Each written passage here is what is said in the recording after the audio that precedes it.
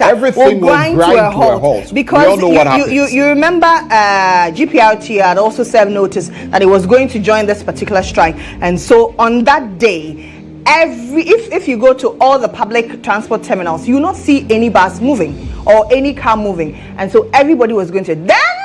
Out of nowhere, we hear that some group B has gone to meet Mr. President. As a Canada B, then Naga says, I don't know about this meeting. How is it that we meet collectively? We decide that, Charlie, this thing is killing us? Because, mind you, it is not just about the politicians. It is about the entire country. Imagine importing water. Look at what it takes when we are not even to buy fuel to power plants. Look at what it means for us. Look at what it means for businesses. Imagine having to import water into the country to be able to use it for drinking, in order to use it for even industrial purposes.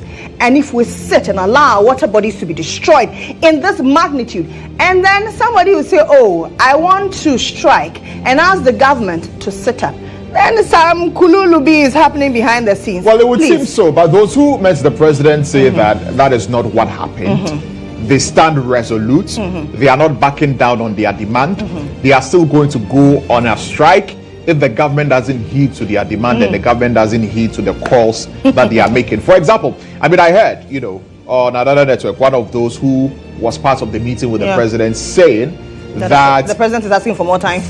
Asking for more time, and even on the issue of the repeal of the LI that allows people to mine in forest reserves. That is something that they are actually going to do. But they want everything to come in writing, right? So on the other demands, right, they want an official response from the president to organize labor about the demands that they are making. But the takeaway from all of this is that, well, at least those who went there to go and represent organized labor, right, say that they've not backed down and they didn't go and get compromised. They still made their point to the president and told the president that A, B, C, D is what we want. And so let your response be known to us officially. And then organized labor as a group will take a decision as to, based on your response. So if you say that you are not going to heed to our demands and you say that you are not going to declare the state of emergency and all of that, a strike comes on. So that seems to be the last resort that we have, because we know the power that organized labor wields. And if organized labor strikes, then it drums home a very strong signal and a very strong message that, look, this Galamsey thing cannot be allowed to go on, especially in the wake of, people in government say we are not going to stop, Galamsey today, we are not going to stop Galamsey tomorrow, and all of that. You see, I don't think the issue here is that we want people to stop small-scale mining altogether. I think the issue here is that we want to put a stop to small-scale mining for some time, like we did previously. Allow our water bodies to rest, and allow our lands to rest for some time, and let us this time around properly deal with this canker that you are seeing on your screen right now. See all of these shamfang machines that are there on our water bodies, and a lot of these gold washing and whatever is done with very harmful chemicals, including mercury and cyanide and what have you, just destroying everything. Right? Destroying everything. And Lantam, the health implications. The health implications. Enormous. We are even beginning to feel some of the health implications, because you go to some of the mining areas and it is being reported that there are babies that are being born deformed and all of that. And it's all because of heavy chemicals. You see, it even got to a point in time where some of our cocoa, if you remember, was laced with these chemicals. It was found. And there were threats that came the way of Ghana that, look, if you don't do something about this, we are not even going to accept your cocoa again. So we know the situation and we know the gravity of the problem with regard to Galamsey, and that if something is not done about it, we are putting all of us, our future and the future generations' futures in jeopardy, and we do not want that to happen. So kudos to organized labor for holding the fort and standing their ground.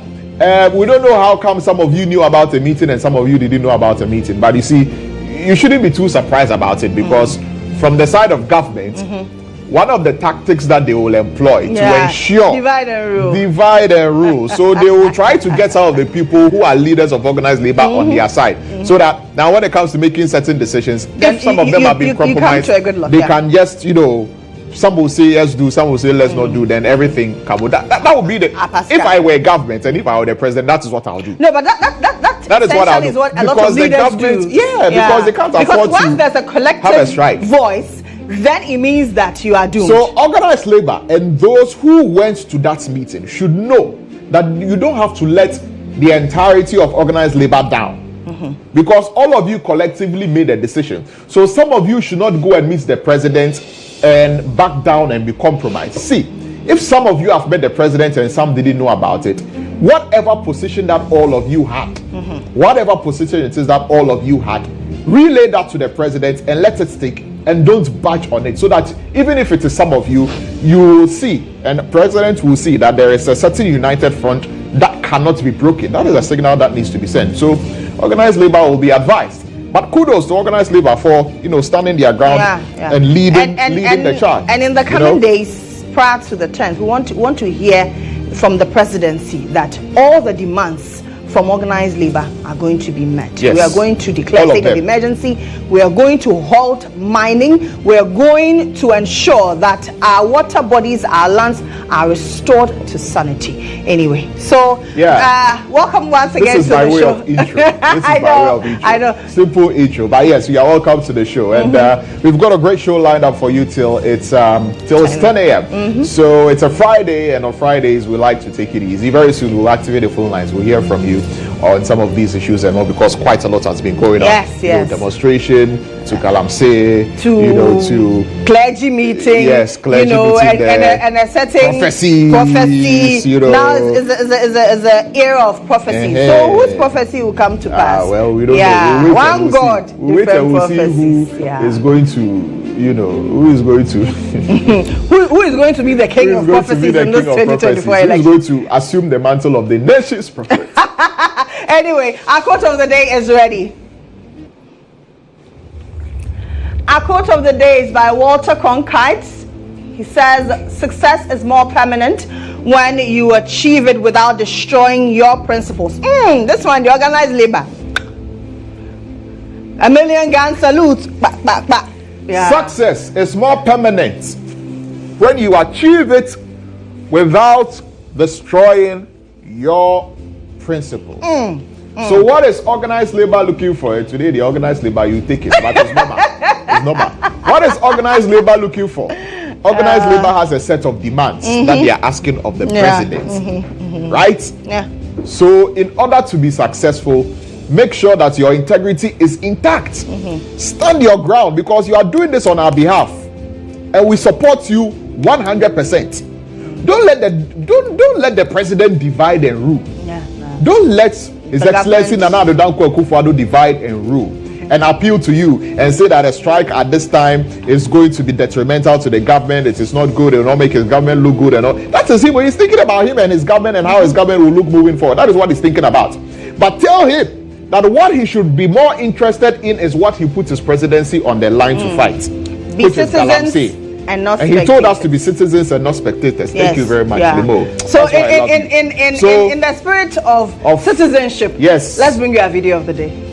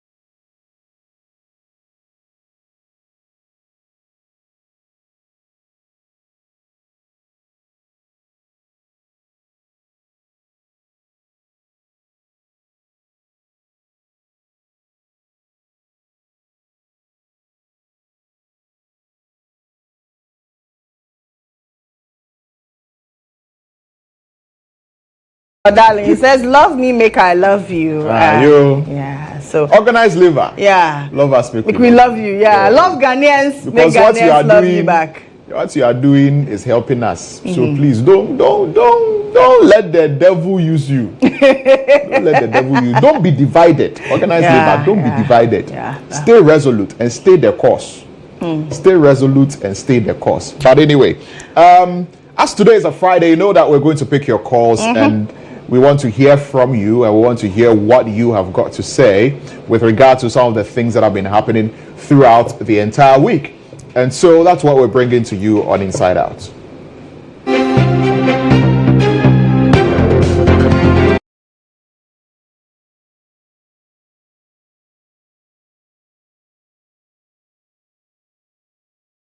So quite a lot to talk about on the show. When you see the numbers to call at the bottom of the screen, let's hear you. Let's hear what's on your mind and speak freely. Just make sure that your language is decorous and just make sure that there are no personal attacks and just make sure that you are decent. But call and speak your mind very freely. A lot has been going on. There has been a meeting between the NDC and other political parties and the EC, an IPAC meeting. There was a live coverage and it looks like the NDC's demands have changed. They seem to have abandoned the call for a forensic audit and now are calling for an audit of the EC's IT systems plus a re-exhibition. That happened.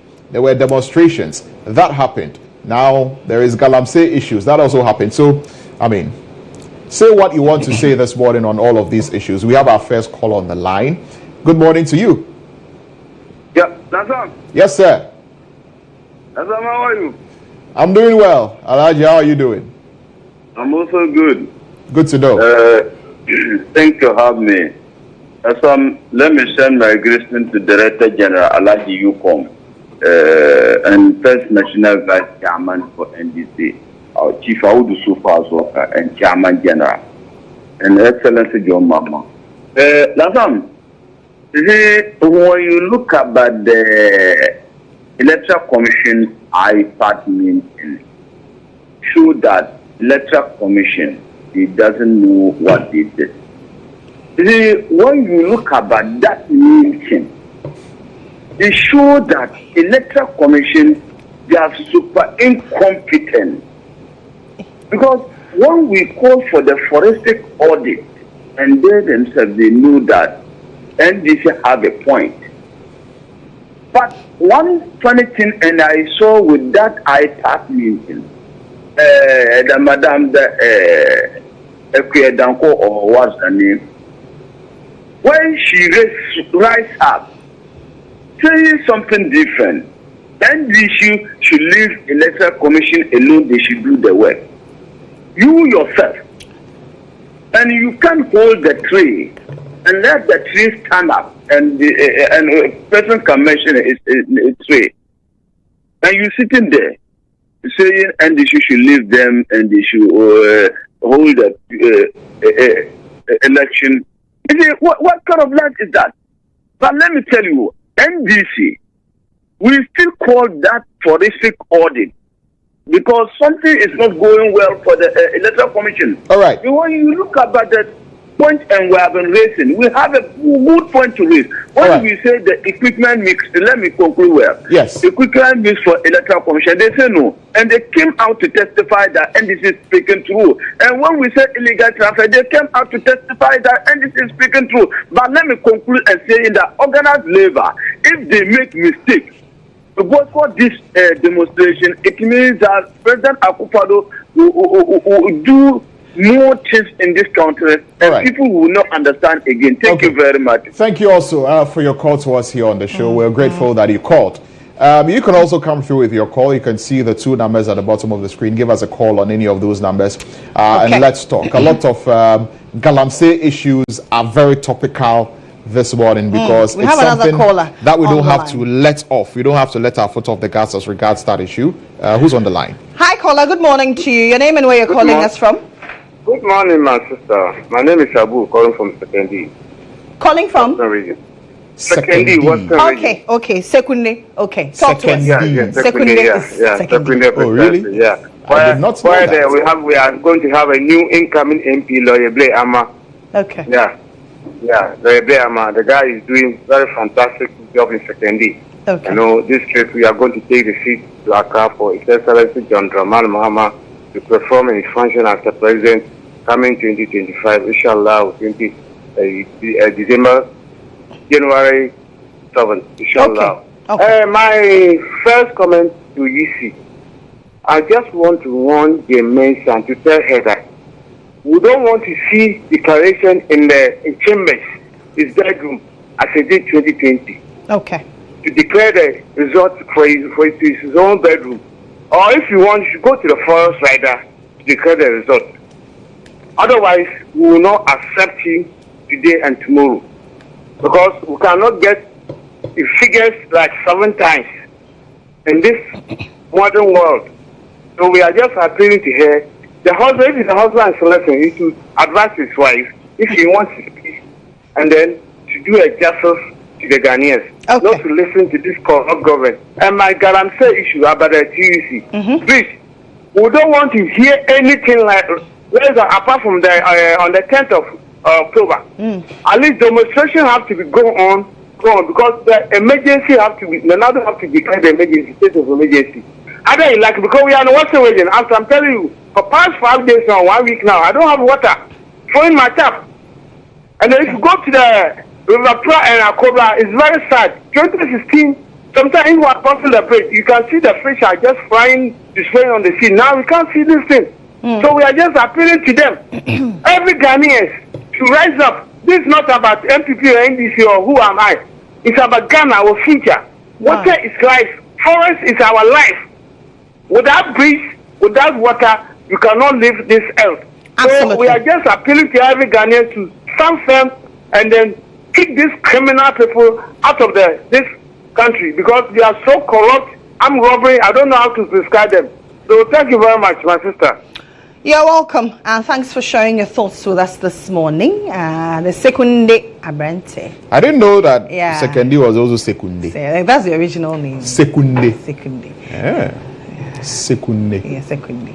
Yeah, Sekunde. Yeah. So that's a Sekunde Abrante there. But Lantam, we have another call online. Hello, good morning.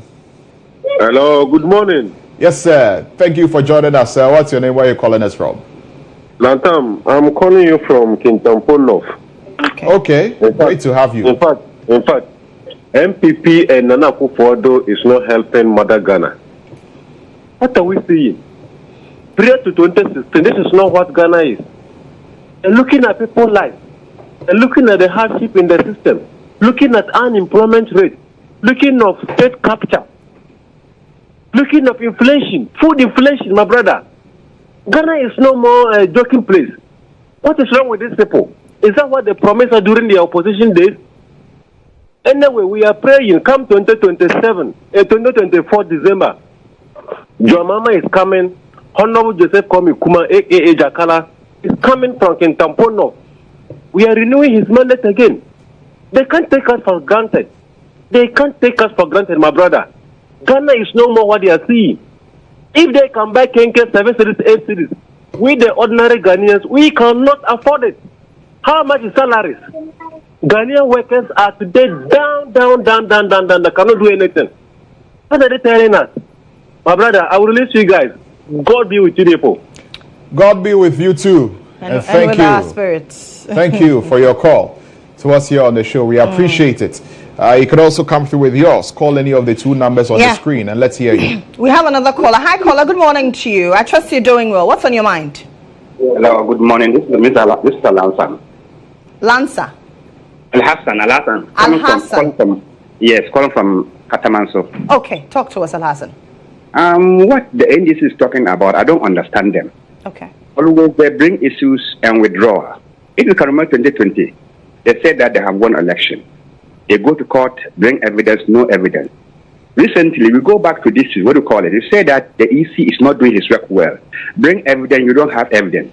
But still now, the followers are still saying that speaking truth. Where is the truth? Where is the truth? Is Ghana, are we lost our senses, don't know what is right or what is wrong? I don't know what is going on. But a certain man said that politics make great men become fools. So when you lose your mind, you don't even know what is right and what is wrong. Let's come back to Galamsey. What the English is talking about Galamsey again. 2020, when we accepted Galamsey to fight Galamsey, is it the same people and Galamsey doing campaign? It's not John Mohammed. When they lock some people, they jail some people. It's not the same John Mohammed said that he's going to give them amnesty. They jail them wrongly. What they talk about? What they are talking about? They want to tell that Ghanaians don't know what is going on. So we all know that the system is hard. The system is hard. Everybody is in Ghana here suffering. But you can't say that Akufo-Addo is not doing anything. We see what John Mohammed did before. Why are they not going to stay with one truth? Every day lie here, lie there, lie. Everything about them is lying. They don't want to speak truth at all. Why? And even if food is expensive, we all know that this year rain did not fall. If Akufo-Addo will bring rain, we all have first maize, second maize. Now we don't have the first maize. Maize is not there. Everything is not there. Is it going to be like Akufo-Addo for that too? Okay. Why? What is it about? Thank you very much for calling us. We do appreciate your call this morning. All right, that will do it for our call-in segment. Our call-in segment this morning here on the show. Thank you all for your calls to us here on the show. We appreciate it. And we'll switch our attention now to what's been happening in our courts, on courts today.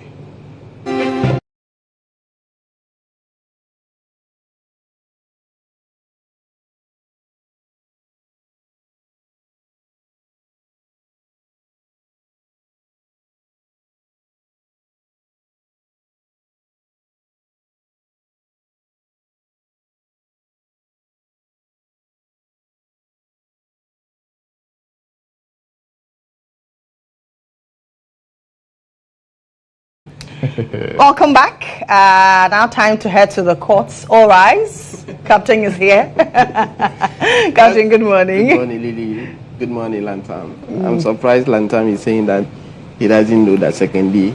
It's secondly. I didn't know. He didn't know. I just learned it this morning. That wow. second D is secondly. You are likely to get missing when you get to that area. I know secondly. Secondly. Yeah. You hardly will hear secondly. The next time I get to Takrady, I'll say, Charlie, take me to second day. You let me ask. Second.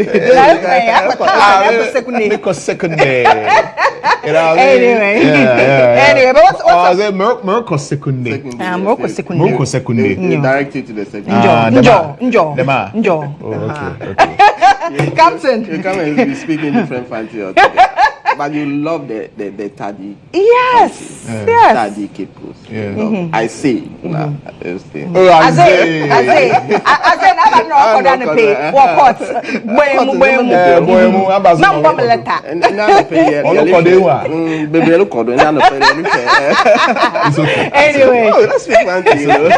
Anyway, let's talk about what's happening in courts. Yes. Take us through. So the Association of Magistrates and Judges yesterday they ended their 2-day conference, and we're telling you about one of the key things that they have been talking about is improved security for judges and then for staff.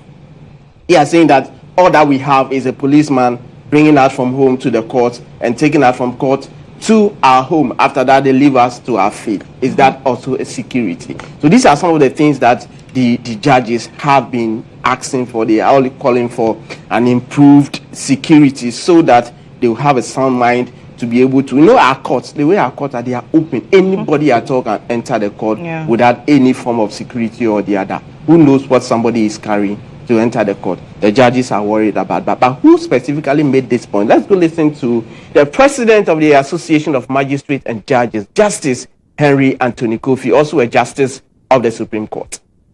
We have also added the issue of security of judges because basically we have no security.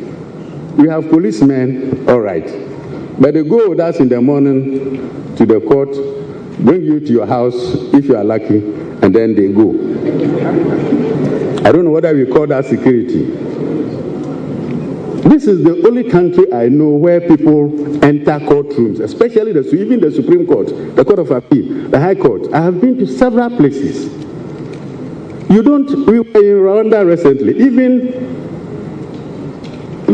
it's even strange. Somebody will say that Rwanda is a different thing. Fine. But we were in Uganda 20 years ago. We were in a delegation to Uganda, Tanzania. Unfortunately, the leadership, the Chief Justice, was on that delegation. You could not, 20 years ago, 2004, you couldn't enter any court in Uganda or Tanzania without going through some form of security scanner. Here, the courts are sitting and people just walk in and out. You never know what somebody is holding. I was just reading something on the Supreme Court platform yesterday about even the U.S. They are looking at the contentious, probably, elections that they are expecting. And they have started looking at the security of judges. We are not even talking about elections. We are talking about everyday events that happen in the courts. And we think that the issue of our welfare and our security ought to be taken seriously. Because as I said, unlike other people, unfortunately, we cannot. It will be an aberration for a judge to say you are withdrawing. So that is the president of the Association of Magistrates and Judges, Justice Henry Anthony Kofi, saying that so the issue about security, it has to be looked at, because taking meat home and bringing him back, you don't know whoever enters the court and all that. And that, even making an example of the Rwanda example, 20 years ago, before you even enter the Supreme Court, so many checks will have to be done. In our situation, it is not like that. But the Lady Chief Justice, Gertrude Saki-Tokonu, also has something to say in respect of security. It gives the judiciary and judicial service effective outcomes. A discussion of the welfare and security of judges and magistrates must not be done without an equal consideration of the security and welfare of staff and court users. The theme chosen for this year's work by the Judicial Service itself is building the pillars of justice with leadership, innovation, and technology. It invites the justice sector, led by the Chief Justice, the Judicial Council, and the Judiciary, to consider how we can effectively discharge our constitutional mandate with accelerated deployment of leadership attributes. So that's the Lady Chief Justice Gertrude Saki-Tokonu. Hey, yes, she's from Cape Coast. Fancy area that speak fancy. Anytime she gets to the area, she speak fancy. Arabizi that I know, right? Anyway, but what's the updates on Democracy Hub? Yes, so yesterday, Francis Xavier Susu is a human rights lawyer and also MP for Medina. On behalf of some 32 protesters, Oliver Barker, Vomawo, Felicity Nelson, Elon Abebio, aka Ama Governor, Ralph Williams, and some others, he went to the, Human Rights Court, and then they sued the police and the Attorney General because it is a legal advisor of the Republic of Ghana. And what are they seeking? They are seeking some 7 reliefs. And I'll just tell you about 2 of the reliefs that they are seeking in relation to the case that has been filed at the Human Rights Court. All that they are saying is that, look, they are seeking a declaration that denying the applicant basic necessity while in detention violated their right to human dignity as enshrined in Article 15 of the 1992 Constitution, Article 5 of the African Charter on Human Rights, Human and People's Rights, and Article 10 of the International Covenant on Civil and Political Rights. And then they are out of the, this is one of the 6 declarations that they are seeking. And the last one that they are seeking is an order. And they are asking the courts for an order directing at the respondent, that's the AG and the IGP, to pay to the applicant compensation for unlawful and unwarranted breach of the applicant's fundamental human rights. So the nature of the application that has been filed at the Human Rights Court by Francis Xavier Susu on behalf of the 32, this is what they are asking, among other things that they are asking for. So their human rights has been violated according to the legal suit or the lawsuit that has been filed yesterday. So in the course of the month, some the later part of October, somewhere around 28, this one will also come up in court and we'll know more about what has. So that is the latest ahead of their appearance in court on a Tuesday. These are some of the updates that is coming in relation to this very matter. Today we understand some substances will be destroyed. Yes. The last time you were there. Yeah, sometime. Was everything okay? I remember the number of messages that I've had. Did you start feeling irate? Yeah, number of messages. I'll respond to that. The number of messages that I've had from people asking me, "Were you high? Were you high?" I was like, "High." Asking what? Did you start feeling irate? Today, the first one was done on the 8th of August. Yeah. So on the 8th of August, the registrar of the court supervised the destruction of some narcotic drugs, substances, believed to be weed. Okay, believed to be weed. So if the director can just show us the narcotic substance, okay, that is live on your screen over there. So a lot of these things happen. And today, the registrar is supervising the destruction of another set, which is even more than this one. That you see. So this morning, as we speak, before I even came to set, the registrar of the court is waiting for the police to accompany the whole substance that will be taken from Accra. In fact, it's going to be destroyed at Bundasi, the military base. Somebody will ask, why was it not done at the same place? Understand that it brought a lot of discomfort to the community. So this time around, the Environmental Protection Agency has advised that. Are you sure you're wearing high over here? No, you see the direction of the wind. Yeah. Yes. So it's very difficult for you to come to where we were at the opposite end. So all that was happening, you can even barely hear anything at all. So those who were asking whether I was high, I never experienced anything, not even a slightest of it. But if we're doing it at the military base, is it to say that we want the military officers to be high? And that place is a very safe place, and it is also not closer to town, so that people. But for the officers who are there, I don't know the implications. Everybody and the way the immune system is like. So maybe Lantam will be there. We'll hear all this thing. Nothing will happen to. Nothing will happen. Are you sure nothing will happen? So you know the squad. You guys are behind the scene. I'm moving along with all of this. So that is what is happening today, as far as this very case. So over 250 sacks would be destroyed today. 250 sacks of contraband of narcotic substances. Right, will be destroyed today. Yes. Okay. So we'll bring you the updates in relation to this. Absolutely.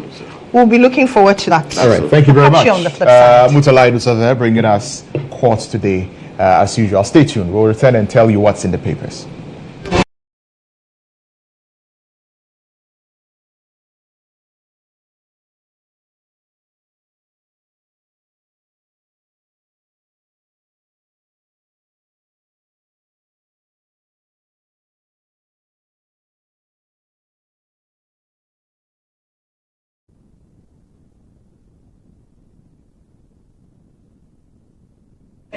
All right, so we take a break here. Yes, we will. My better half on TV. My love, mon chéri, je t'aime très beaucoup. When I see you, je t'aime aussi. Je ne sais quoi. Hey. I see. Has been authenticated this morning. Oh, yes. I've been authenticated. And of course, like I always say, if you like what I'm wearing, it was made possible by Authentic. And so you can call Authentic on 0243029494. And like I always tell you, if you need a suit for whatever occasion, any kind of suit, right? Just get to Authentic, and the Authentic man will sort you out and make you look great. In fact, he will authenticate and authentify you, and then you look super nice. So call Authentic for whatever suit you want for whatever occasion, and everything will be well with you. Amen. This is the word of the Lord. Thanks on this note, we take a quick break. When we return, we have the weekly review.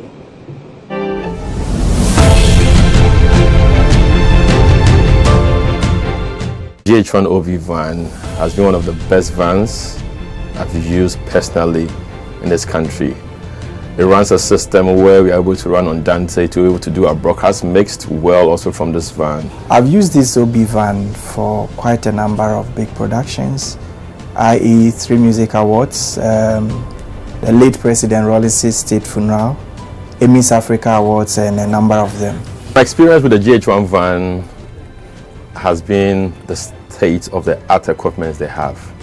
Personal experience is you can use it for both indoor and outdoor, all events, conferencing, like anything you need a van to work for you, GHOne provides it. My experience with the van has been very good. Why? Because it has a number of facilities that I may not get in other vans. You know, the van has a very wide bench that can accommodate all my technical crew, ICCU, switcher, graphics, CG and all of that. And then it also has a studio, a green room studio that comes with TriCaster. So if you want somebody to do commentary on a live event, you can put that presenter who's in that studio as well and get that running. To give an experience to our audience, we're also watching on TVs and online. Work with an Exo technology system which makes your video mixing with Panasonic cameras, like a lot of other stuff in terms of content you need to get also for your live broadcasts. I prefer the GHOne van to a lot of other vans I've used, or even doing my own setup on a tabletop setup, because on a production you see a number of people in the van, and so if you have a very small van, it means that it's going to be choked, and that will affect the creativity as well. The price has been discounted as well to accommodate varied budgets, and so no matter the budget you have, I understand you can have the truck and do business with it. It looks huge but very affordable. Cost is really, really affordable. My experience with it, EMI Awards last year, super excellent. Try it, call them, and I'm going to give you the best of price. Really affordable.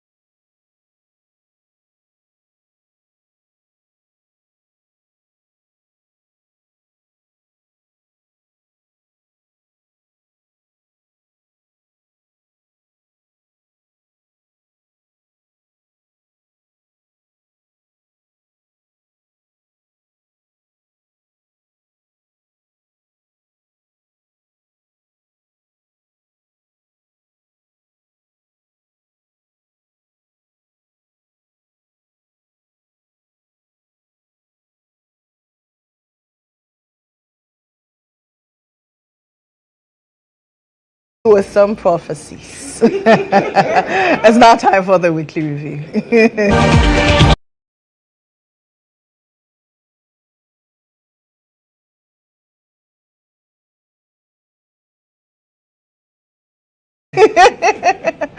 Welcome back. My name is Lily Mohammed. It's now time for the weekly review. And Charlie, today it's packed. I love my set this morning. Let me let you in on my guest. So I guess this morning, Wilberforce Society's political editor, Asasi Radio, Anakwesi Boete.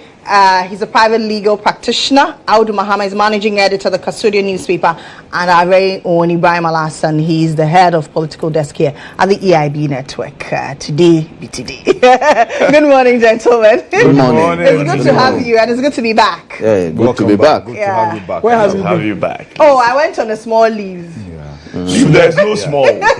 Fortunately, leave is no retirement. Leave no the pension. I suspect. Were you in the jurisdiction? No. Exactly. I am suspecting she was in Biden's land. Joe Biden's land. I was here. No, it's a security issue. Yes. It's a national security issue. It's a national security issue, please. At this point, okay. I don't want other people to go on demonstration against me. Oh, see that. See that. And I don't want some prophets to start prophesying. How about you? Okay. Because every time I go on leave, then they'll make the prophecies. Yes. But anyway, a lot happened this week. Former President Mahama met the clergy, and we saw deflection of some asofo. Deflection. Yeah. Is that true? Yeah, some asofo who prior to this day would have sworn heaven on earth that former President Mahama can never be president. Today, the song is different. Okay. And then the EC has announced that, we'll re-exhibit the voter roll, but online, which was one of the demands of the NDC. However, now the NDC is requesting that the EC allow their IT system for audit. And then concerned citizens are on a demonstration spree. Yesterday they started a demonstration. Today they are continuing, and they end tomorrow, Saturday. They say that they are asking for the detainees of the Democracy Hub protest to be released, and then they want an end to galamsey and illegal mining. They want a total ban. As to whether their demands will be met, we're yet to see. Gentlemen, let me start with you, Wilberforce. So we start with the meeting of the clergy. Yeah. Yes. Okay. All right. So quite an interesting development. If you are seeing as you're a pastor. Yes. Exactly. Yeah. Quite an interesting development. But the scripture says that we prophesy in part, and we know in part. Okay. Now, the reason why the scripture says that is because if it was not in the scriptures that we prophesy in part and we know in part as human beings, then we will start having persons or normal human beings start taking and assuming the role of God. So it is not possible for any human being like you and I to assume the role of God and to know in full. You can only know in part. So there are times that somebody will prophesy to you and say, this and this and this is going to do this and this and that. Then the person will say that, okay, so I'm not really seeing clearly exactly what it is, but this is the warning that the Lord is giving you. That is prophesying in part. Anytime you see anybody who says he's a prophet and he is prophesying in full capacity, as if he knows the end from the beginning. That person doesn't even know whether his own life. He doesn't know whether tomorrow he will be alive. He doesn't even know.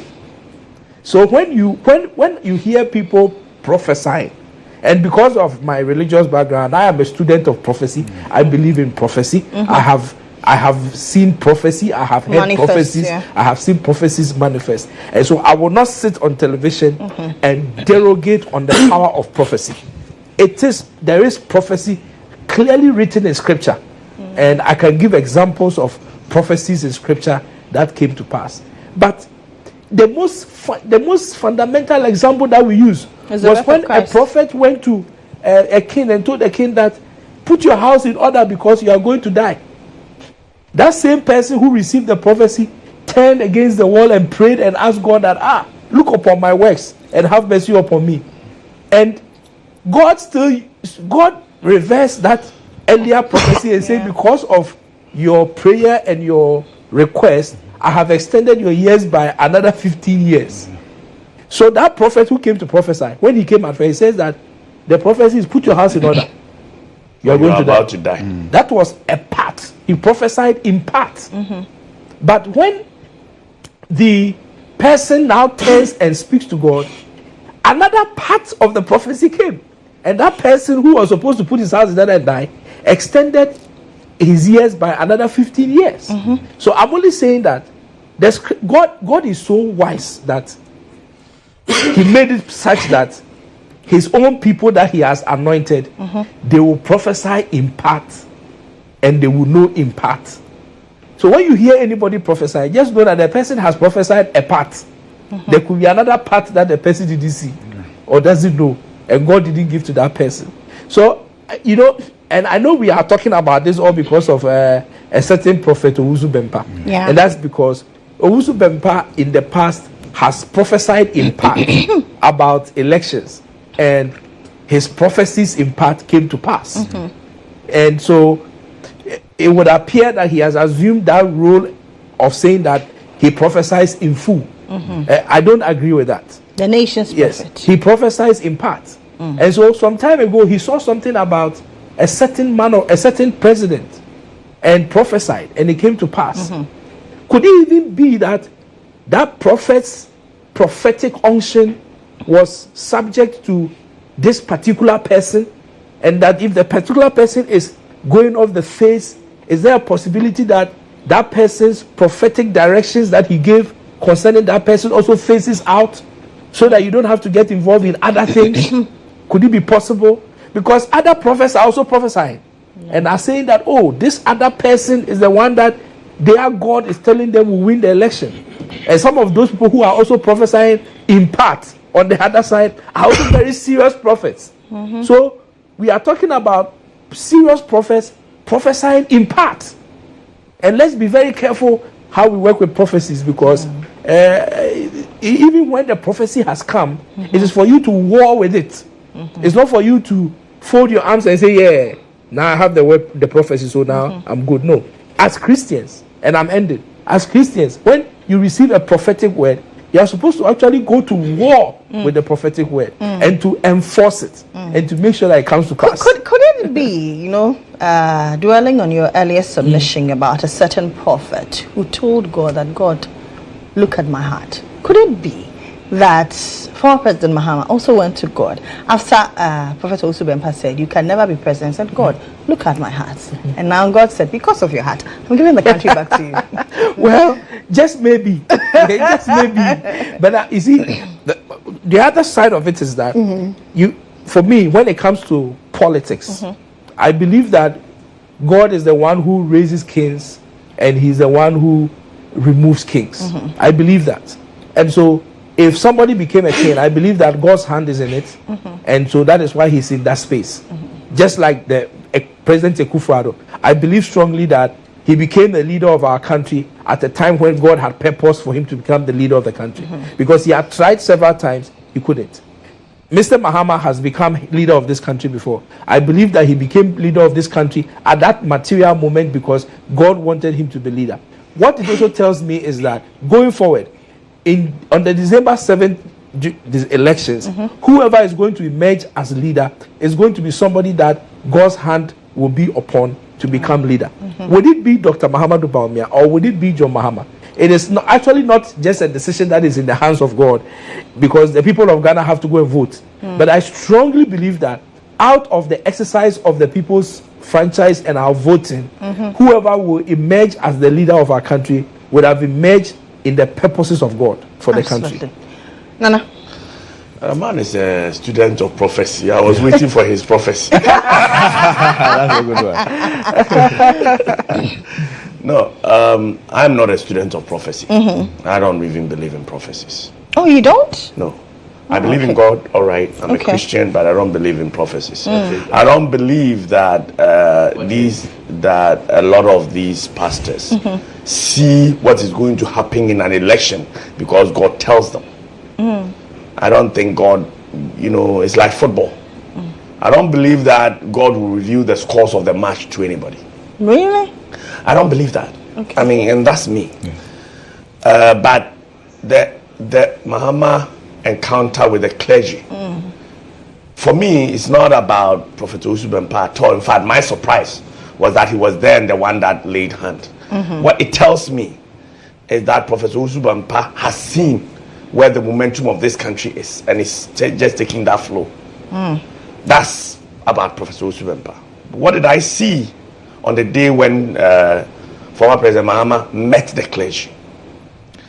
I have never imagined that so many men of God, pastors, will avail themselves at an event, a political event, when one person seeking to be president has invited them to come and engage. Over the years, this has never happened. Pastors have made every effort to stay away from politics. I mean, to see the numbers and the sizes of pastors, converge at one point, at one call. And this was, I'm sure this invitation, I was told, went out in just about a week. The number of pastors who gathered courage to appear, asking questions, engaging with the former president, tells me a lot. Now, you see, these pastors don't just pastor churches. They control a lot of numbers. And in this country, religion is serious.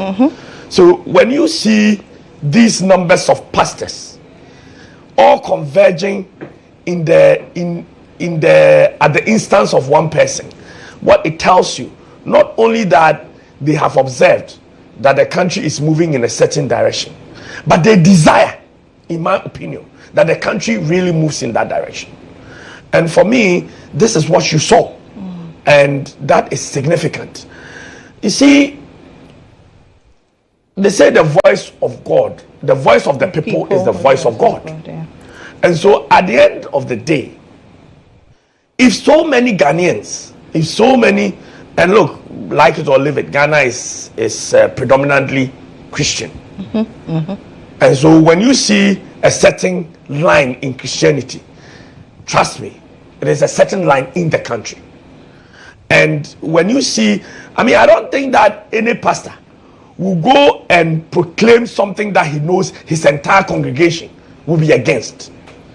And so for me, this is the one thing that should give you an indication that so many Ghanaians feel the need to get involved in politics, to the extent that even at the point of religion, they feel the need to get involved. I don't think that these pastors will lay hands on former President Mahama and pray that he becomes president, when in their minds they don't want him to, on national television. And was that the prayer said? Because we didn't hear, we only heard Osubempa, but we didn't hear the words of some of these pastors. Yes, but what were they laying hands on him to do? Oh, for God's will. The man wants to be president. They were going to pray for him so he stays in opposition. God's will should prevail. Don't you think so? Yeah, you don't have to lay hands on one person for God's will to prevail. I mean, certain things are clear. A lot of other pastors in Ghana have laid hands on Dr. Muhammadu Bawumia to become president. You see, look, I have seen Osubempa. And what he said is his reason why he is now asking President Mahama to become president. He said that if you ask God for something and you go and ask the devil for the same thing, God will not give it to you. That he has seen Dr. Mahmoud Bawumia, and he didn't say in so many words, but I assume that is the case. Go to fetish place. Okay, if you want, we can listen to Osubempa quickly.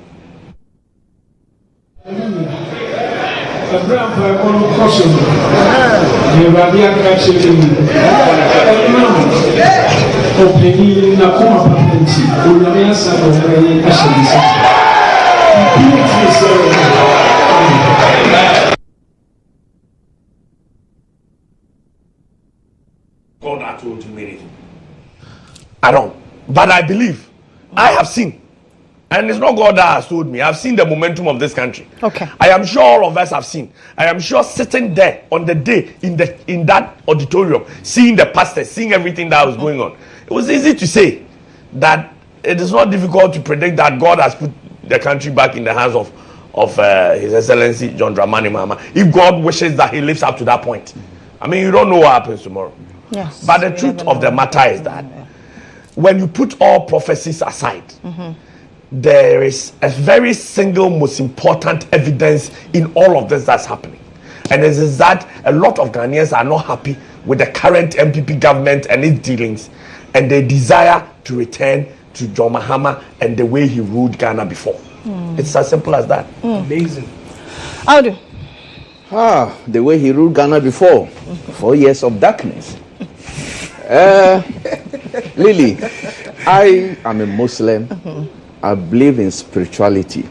Right. But I do not believe there are prophets on earth as a Muslim. The prophets were from God's prophets. They were known as a Muslim. I know they are prophets. But I believe in people who are highly spiritual on earth. People who pray and God listens to them. There are people who say things and you know that this a spiritual being. There are people who are so close to God than some of us. And there are levels. And even God's prophets, there are levels. As a Muslim, that's what I believe. There are prophets and there are levels. So when somebody looks at one prophet, he looks at that prophet at a certain level. And if you look at even the prophets that God wrote, some actually spoke to God directly, like Nabi Musa, Moses. But some had different. Jesus Christ, which is Nabi Isa, had in the Quran, had these healing powers that was given to him by God. His birth. In fact, I always tell Christians that the birth of Jesus Christ, which is Nabi Isa, and what he did is even more in the Quran than in the Bible, because I've done Bible studies. The birth of Jesus Christ and everything, and the powers that God gave to him are more enshrined in the Quran than even the Bible. So to that extent, I would say that there have been prophets and there are prophets, and those prophets were from God. God's prophets. But as I said again, there are spiritualists, spiritual leaders, people who are closer to God on earth, and they actually represent, we say that they represent God on earth. So when they say things, sometimes you are tempted to believe. Especially when the people have, some who see them to have some credibility, some who have spirituality in them. So to that extent, when people say, I look at those who are talking, those who are doing this. But you see, in this election, there are a lot of psychological operations, psyops. Some pastors, as Wilberforce said, have prayed for Bawumia and said that Bawumia will win. Vice Dr. Bawumia will win. Dr. Bawumia all throughout the country has been calling pastors. Pastors have been gathering and praying for him. So when you if you're a candidate, you invite pastors, they will come. So it's not anything new that pastors have gathered to pray for a particular person, because they are praying for other people. Even independent candidates have pastors who are praying for them. And even some might even say they'll win. Even independent candidates. So it's no news. Why you say even them? Because the history. We have not had independent president. Will be very happy. Because we've not had any independent president in Ghana, and it will not happen. In the shortest possible time. Maybe in the nearest future. The nearest future, maybe. One day. Future. One day it will happen. Won't be very happy. So in that respect, not happy with themselves. In that respect, if Cheddar were to invite this pastor today, they will say he wants to tell them what he has for the country. I'm quite sure that they will be present to listen to him. Whatever he tells them is another matter. Whatever the pastors tell him is another matter. But if he invites them, they will turn up and fill the room like they have done for former President Mahama. Now, if they will not go, then they may not be representatives of God. Let me just say something quickly. On the side of Dr. Muhammad Bawumia, when he was doing his regional tours, he met with the clergy in every one of the 16 regions. That's what I'm talking about. Not just Greater Accra. No. And if you look at the clergy gatherings, they were very huge as what you saw in Accra. So for all the 16 regions, he has met the clergy, he has met the imams, and he has actually met traditional leaders. We didn't see. That's the problem. Because it is not everything that people will see. Sometimes, that's why I said, once politics, let people see you. You see, when you were talking, I kept so quiet. Please continue. So you people should keep quiet. We are interested in your conversation. Yes. So listen to me attentively to my conversation so that you enjoy it. I am saying that, look, as for prophecy, when I saw all those people who laid their hands on former President Mahama, with the exception of the man you call a defector, Reverend Owusu Bempah, all of them have been praying for former President Mahama. With nobody, any of them should challenge me that they've not been praying for me since 2016. Reverend Sam Kranchiankra, he's an Apostle General. Yes. Wingham, he fellowships with. In fact, former President Mahama is his church member. Because he's an Assemblies of God. Exactly. During the ex-One Mahama administration, he was the chairman. He was the board chair for the prison service board chair. Yes. Board chair. What is the name? All the pastors. What's the name? All of them. In fact, all of them have prayed for. So I'm seeing Mama Makwe. I'm seeing Sam Kranchiankra. Yes. I'm seeing Wengam. Yes. I see Gordon Kessie. Pastor Gordon Kessie. Yes. Gordon Kessie. He might be new. Yeah. I've seen him. He must. We might. He might. Yeah. This man, there are some others at the back. There is some pastor in Kaso. I can see Nigel Gezi. Oh, yeah, he has prophesied for former President Mahama on two different occasions. None came to pass. Anyway, I have seen many of them who are prophesied for former President Mahama.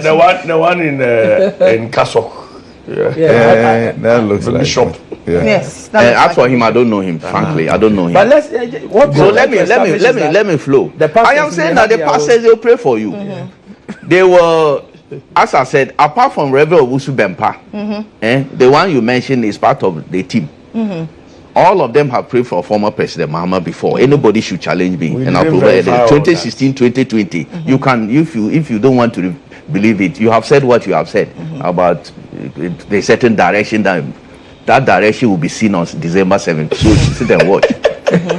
Look, me.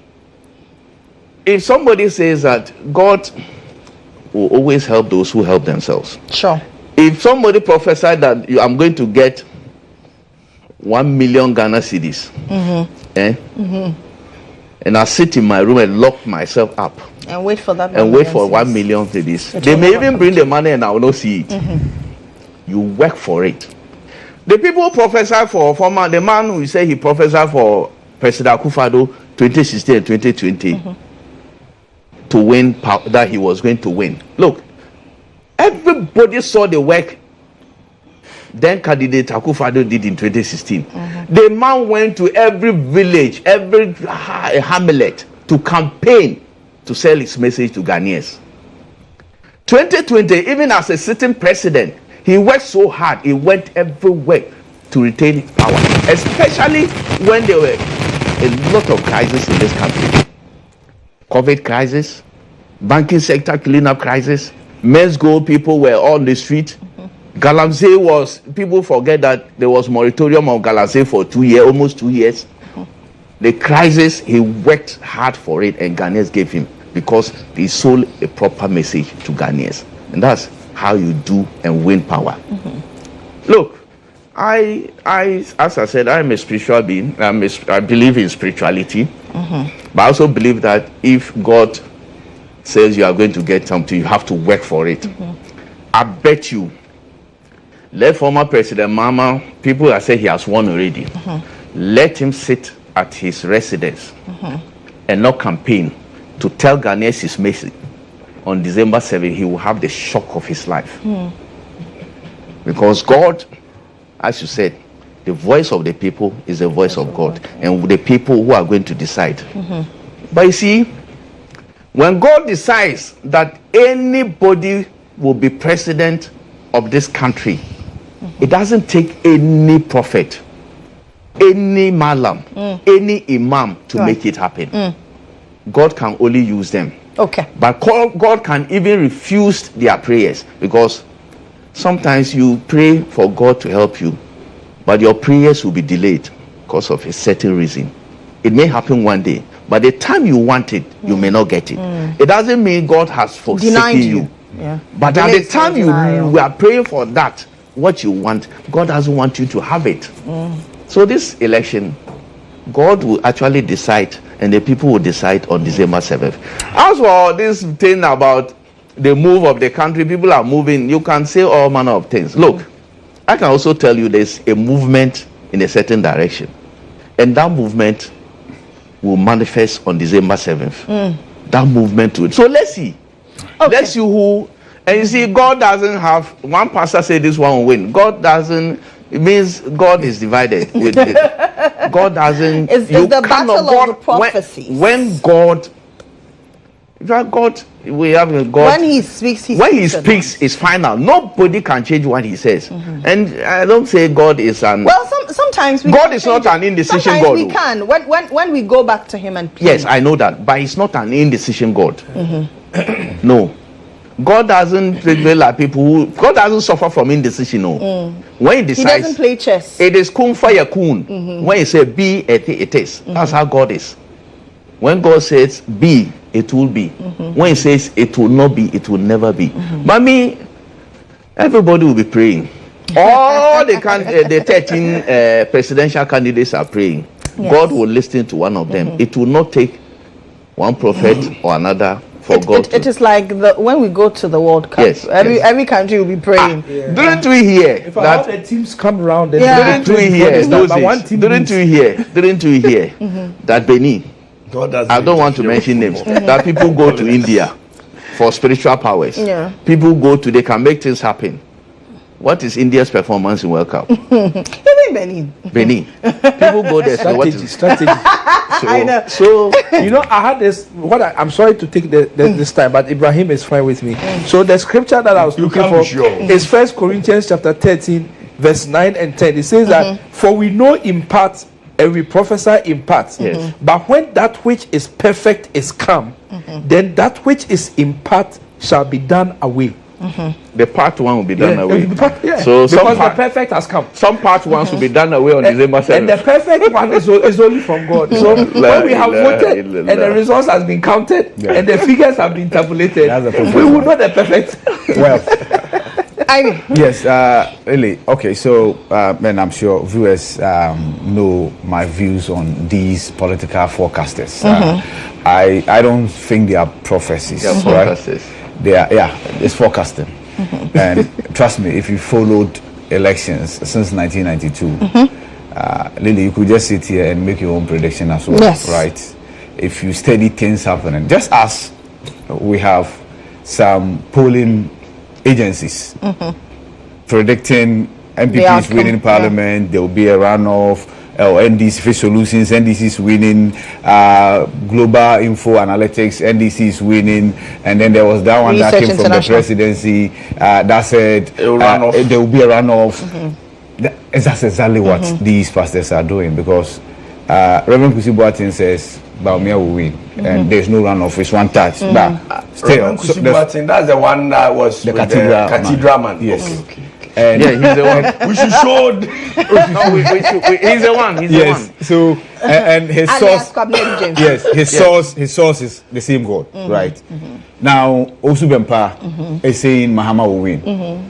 You heard him. His source is the same God, right? So God cannot be that conflicted. So at least one of them is lying. Right.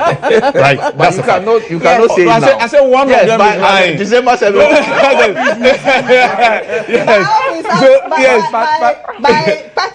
December 9. One of them. So I'm one of the people who I can vouch for Reverend Kusi Boateng. I'm not talking about his prophecy, but I'm talking about his ministry. I am someone who can open-heartedly vouch for him. We can't vouch for you. But I can vouch for him. without controversy. I mean, this man is vouching for people. Please go ahead. I'm saying that no problem. Yes. He doesn't know me anywhere. I'm saying that this man is probably behaving like he's probably behaving like the prophet.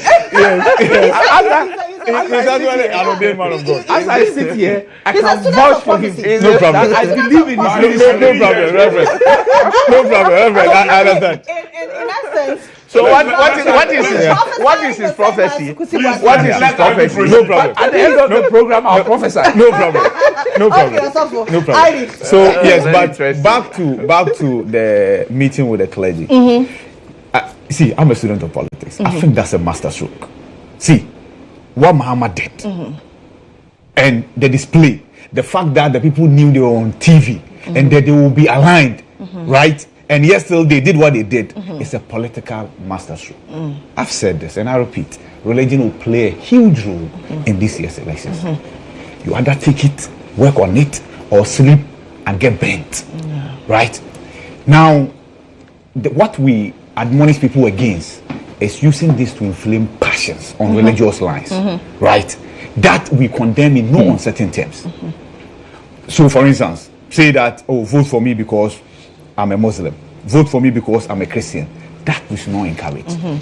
Because after December 7, after the declaration, we'll still have one Ghana to live in and to rule over. I thought you said one Ghana cities. Yes, so that's one. Now back to Owusu Bempah, the defections you talk about. See, me, I was surprised that he got the microphone and said what he said, right? And I'm told apparently he's been speaking. And he's falling out with MPP for whatever reason. When he gets opportunity to speak to the media, I'm sure he will explain. But the reality is that he's falling out with the NPP. Now, had he said in the past that Muhammad can never be president? Yes, he has. He did. Right? But it is the same map that he's using to say what he's saying. But that's not even my issue. My issue is he leads a congregation. He has publicly declared that one party will win. What do you think that will do to his congregation? They will go and vote for that party because they don't want their pastor to be disgraced. Sir, and that's, yes. I'll prove to you who he supported and the people lost. You are not getting it. You see, internal elections is different from external elections. Oh, sir. Goom placed third because of his church. Okay. I'm telling you in 2020, Goom placed third because he's a pastor. His church members went to vote for him. I'm telling you that. And he's now a third force. See, if you were a student of politics, and I'm telling you that, see, speak to the Baumias team, speak to the MPP campaign strategists. They'll tell you they are mapping up a strategy against this. That's a reality. You have to. How do? And so the point I'm making is... Make your point. I'm making my point. That's the point I'm making. And then you decided to interject. The point I'm making is that... I'm not. See, when religious leaders... I'll say the final prophecy of December 7th. Obviously. But so that's why I didn't speak spiritual. I'm speaking about reality. And politics is a numbers game. Owusu Bempah leads a group of people as a pastor. He has branches. You want to tell me that if he's declared that party A will win, it will not have influence on his church members? It will! Unless you don't follow politics. So you have to devise a strategy to counter it. See, and surprisingly, go to social media. The hymn has changed. When Owusu Bempah was declaring that Nanado was going to win, go and study the comments from the NDC followers. Fourth prophet, this, that. Now the tables have turned the same way. People are questioning the credibility of Owusu Bempah and as to whether he willed any spiritual powers or not. At the point, this man was the prophet of the nation, right? No, in fact, the real nation's prophet, he is in Kumasi. Oh no, now yeah, Papanko, right? And he says that number 8 came to wake him up. Yes, many. Yes, so basically, this time we're not at the 11th, about the 8th hour. Yeah, he said that number 8 came to wake him up. Yes. Okay. So the pastors, and basically, some people are wondering whether these pastors, we can now say, like you were asking, as whether they were praying for Muhammad to be president or not. Okay, so Muhammad invited them as a flag bearer, right? And he was going to worship for them. and they all know what he's seeking, right? He wants to be president. I have a lot of things going in my mind, but I will bring them out. If they lay their the hands, engagement wasn't to worship with them. It's to engage with them. It was them to for them to prophesy that he will win. No. They went there to ask questions and to we get that. Yes. You know, so it wasn't a matter of worship. It was a political engagement with the clergy. I get that. And after that, it actually followed recent comments by Mr. Mohammed, where he was heard appearing to be attacking some clergy people. Okay. That's why I'm saying that is why he called actually also mentioned it there. Yes, that's why he called it meeting. If you are a political person, begging meeting. You just know that it was a follow up to that incident where he met with the clergy. So if you say it was a begging meeting, does it mean that anytime Dr. Baumia met the clergy in other regions, he was begging to? Have you heard former President Muhammad's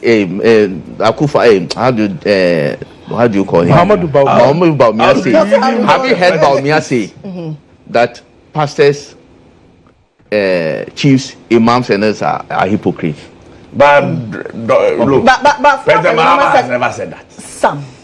Oh, some. He has never said. So those who came to his meeting are not the hypocrite ones. Okay. But in every meeting, you will have some hypocrites. Let me not take your time. Let him land. I was trying to address what I was saying, that the former president actually mentioned it there, that they must be critical of the regime. And the questions from some of the pastors there, they were actually admonishing each other that let's not sit aloof. Let's be actively engaged in what is happening in the country. I know the Church of Pentecost. It's actually a rule. And in fact, they've actually established a crusade to get as many members of the church to be involved and directly engaged in politics as possible, because they think that that's the only way they can change the narrative. So the former president repeated it there, that they should not sit there and see no evil, hear no evil, and then say no evil relative to the governance of the country. And if that's what you describe as insult, no problem. I'm sure. I have not described that. That was not what he said. That was not what he said. When did you watch that video? You should play it. What he said. Okay, so what Muhammad said was that. What he said about people being hypocrites and all that. Okay, so what Muhammad said was that, if I remember, and I see. We did the stories. Just play the video. No, the video. If the video they play, but the thing is, he said that when the president comes, better than the video. When the president comes, or when the vice president comes, I am challenging your happy to play the video. This is you are telling me. Tell him you won't lay your hands on him, pray for him that he will win. When I come to you, then you lament to me about problems that are existing in the country. When they come, aside praying for them to win, tell them. You are giving narrative. Let your people play the video. No, I will play that video. Once they get the video, they will play. Yes. But why? You mean you don't have it? Let's not veer off the conversation. You don't have the video. Oh no, it's in the system.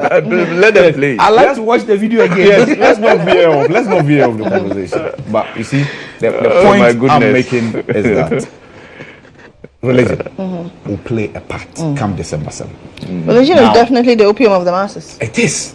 And that's why when you are speaking to issues that involve religious leaders, you must be very careful. Absolutely. Extremely careful. Absolutely. Like I said, we've engaged people, and the people we have engaged from even within government, right, are in a way finding solutions. Because in political campaigning, it's all about strategies.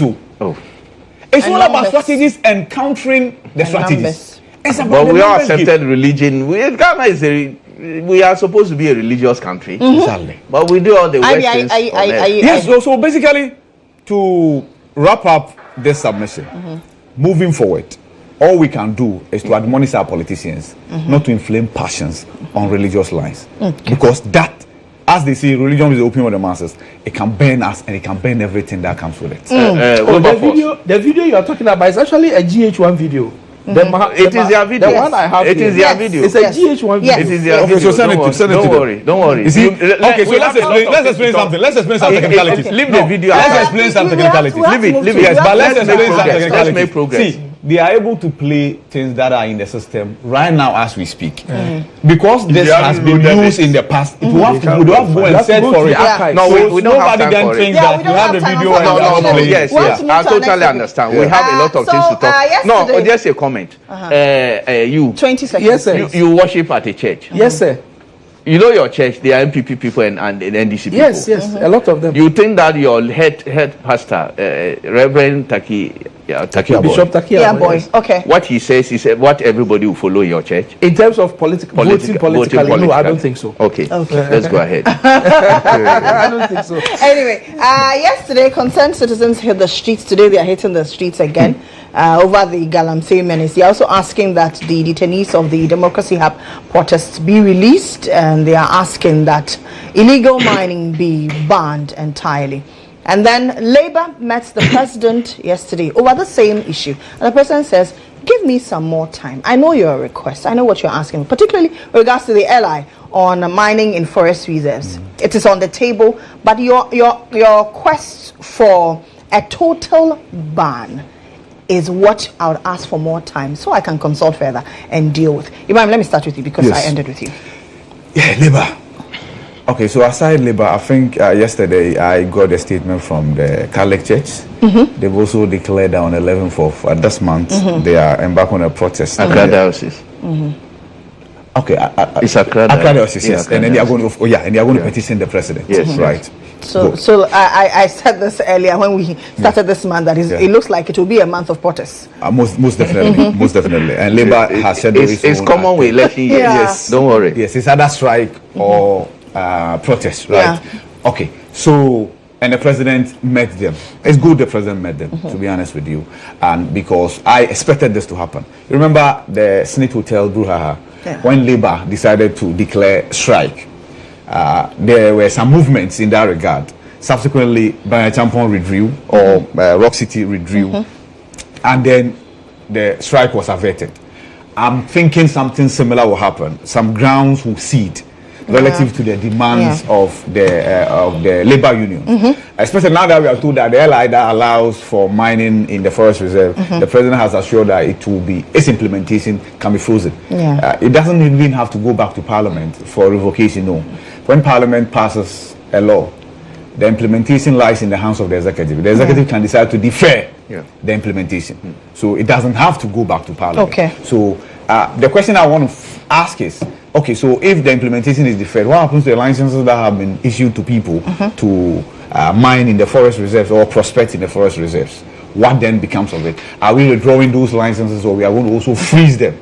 But nonetheless, I think that's move. And I've sat here and said that it is the lowest of the hanging fruits, right? Where, okay, forest reserves are kept for a purpose. Regardless of how rich these reserves are, as far as our minerals are concerned, you just don't kill the hen that lays the golden egg, as they say. Let's deal with the mineral resources outside the forest reserves for now, right? So it shouldn't be that difficult. It shouldn't be that difficult. Now, aside that, we come to the protest. My concern has got to do with the fact that we've kept some people in the cooler for the past 2 weeks, right? Because they went on demonstration. Yes, they were SSs, granted. So I support the arrest of these individuals because they engage in some SSs. I equally expected the legal system to turn up for the party, right? And safeguard the image of this country as far as human rights protection is concerned. And so, courtesy Martin Pibu, even when you commit murder, you are allowed to be given bail. At the discretion of the judge. Oh, obviously. Obviously. That's why I'm talking about the legal system, the judiciary. Exactly. The judiciary has painted us in a very black light, and that point must be made. Yes, that point must be made. See, one of them is actually standing trial for treason. His passport was seized. He applied, and I'm talking about Oliver. He applied, and his passport was given to him. He traveled outside and came back. You describe such a person as a flight risk? Somebody who is standing trial for treason, the punishment can be death, right? He got his passport, he traveled outside, he came back. When you give that person bail for engaging in some excessive behavior because he went on a demonstration, your argument is that he is flight risk. He will go and he will not come. The point I'm making is that, see, we have the penchant for using the state authority to show people where the power lies. And it's terrible. It's bad. And this is not limited to one political party. We have a penchant. Haven't you heard somebody say that Matthew Fiada, You know why they do that? Because they think the courts do not sit over the weekend. Yes, and then until Martin Kwebu's case was determined, Saturday, Sunday, they will not be granted bail. So as of the time they will consider your bail application to be Monday. Having to heard people say that, I will show you where power lies. It's from the micro level to the macro level. That's how we behave in this country. And it's terrible. Let me tell you that once this case is determined, the judgment, none of these guys will go to jail. Maximum fines. But guess what? I'm telling you, haven't we been in this country? But we have used the back door to jail them for 2 weeks. And we don't see anything wrong with that. The bottom line is that it's been deployed today. It will be deployed tomorrow and the day after. See, somebody went to feed them. The person was arrested. He's in jail. That could have been you, Lily. That could have been you. You could have gone there to say, Felicity Nelson, I'm bringing you food. You could have been arrested. And you would have been in jail. That is what we are talking about. So see, the SSS, regrettable. And I'll condemn the SSS any day, anytime. The arrest them. But when you went to the court, it was incumbent on the judge to say that, you know what, you say you needed 2 weeks to investigate? No. These guys, we can be rest assured that they will be there, they will avail themselves. You know, the bail application, let's get sureties. Let's get 10 people to come and stand as sureties for them. So when they bolt, we can go for those 10 people. You can do that. Bring landed property, documents covering landed properties, bring them. You can do that. So there's a way the judge could have gone about this. But they didn't. Now the AG is now saying that, you know what, at the next court hearing, you consider their bail. So then when they come after 2 weeks in jail, we'll then in cells, we'll then say, we have granted you bail. We have used the system to punish them excessively. And these are the things that who was against the bill? The state was against the bill.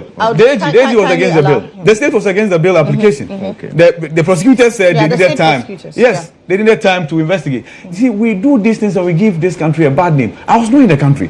You know the stories I saw from the BBC and others. Activists, 50-something activists arrested, blah blah blah. It's the same. And others, I become so angry. But they shape our image out there. How do you a journalist? You are a journalist. They shape our image outside there. We have a narrative to give ourselves as Africans and Ghanaians. Why do you allow this narrative from the Western world? Allow him to finish. We have a narrative to shape. But when he lands, then you can come in. I'm landing here, but the point I'm making is that whatever we do internally is reflected externally. And the way we conduct ourselves is the same way it's reflected out there. And that's the image we carry out there. When they talk about bastion of democracy, and we've been praised for being the only hope in the midst of chaos, it's for something. And let's protect that thing. I'll do. Look, listen, let me clear this. This thing about the BBC and the CNN reporting, how many positives have they reported about Africa? How many positives? We have people jailed in UK for protesting. We have people jailed in France for engaging in lawlessness, lawless protests. We have people jailed in Europe, all over the place for engaging in lawless protests. Why? Is that what is new? What is new? People are in remand, they say BBC. How many times are they reporting those things? Look, let's give a narrative of this country and let's ask ourselves things that are wrong, let us tell it ourselves. Things that are right, let us tell it ourselves. Don't let us depend on this Western media to tell our stories for us, because they don't tell their negative stories as they tell negative stories of Africa. They don't. So please, let's you have just told our story, and I totally agree with you in some of the things that are happening. So let's tell our stories, but not these people. Why? What positives have been telling about Africa? Then let me come to labor unions. I am thinking that government is having conversation with them, and that is the right way to do, as we are all hearing. President has agreed on one of the requests, like the LI, that allows people to mine in the forest.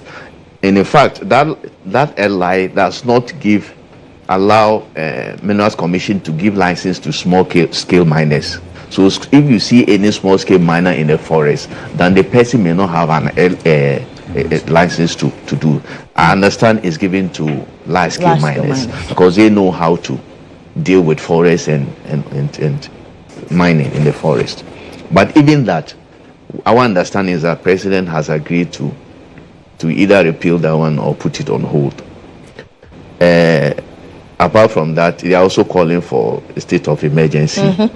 And for me, I see it to be very difficult to do. But it is, I am not. You mean the state of emergency? State of emergency, because it also has its consequences.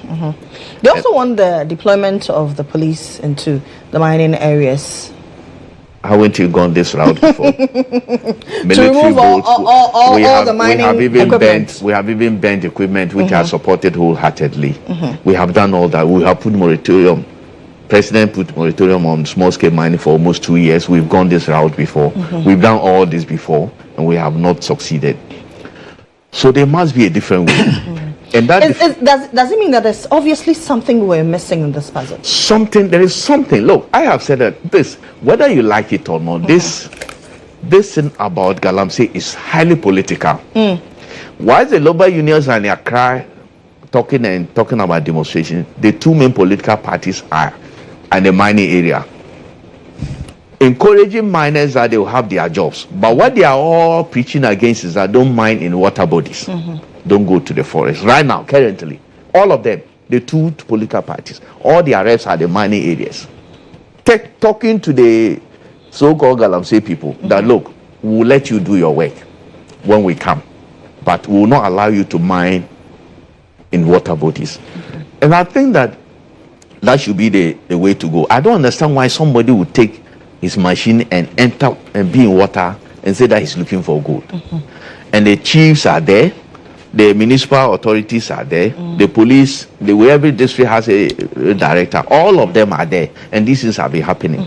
They expect the president to leave Jubilee House and go and be policing all these water bodies. That cannot happen.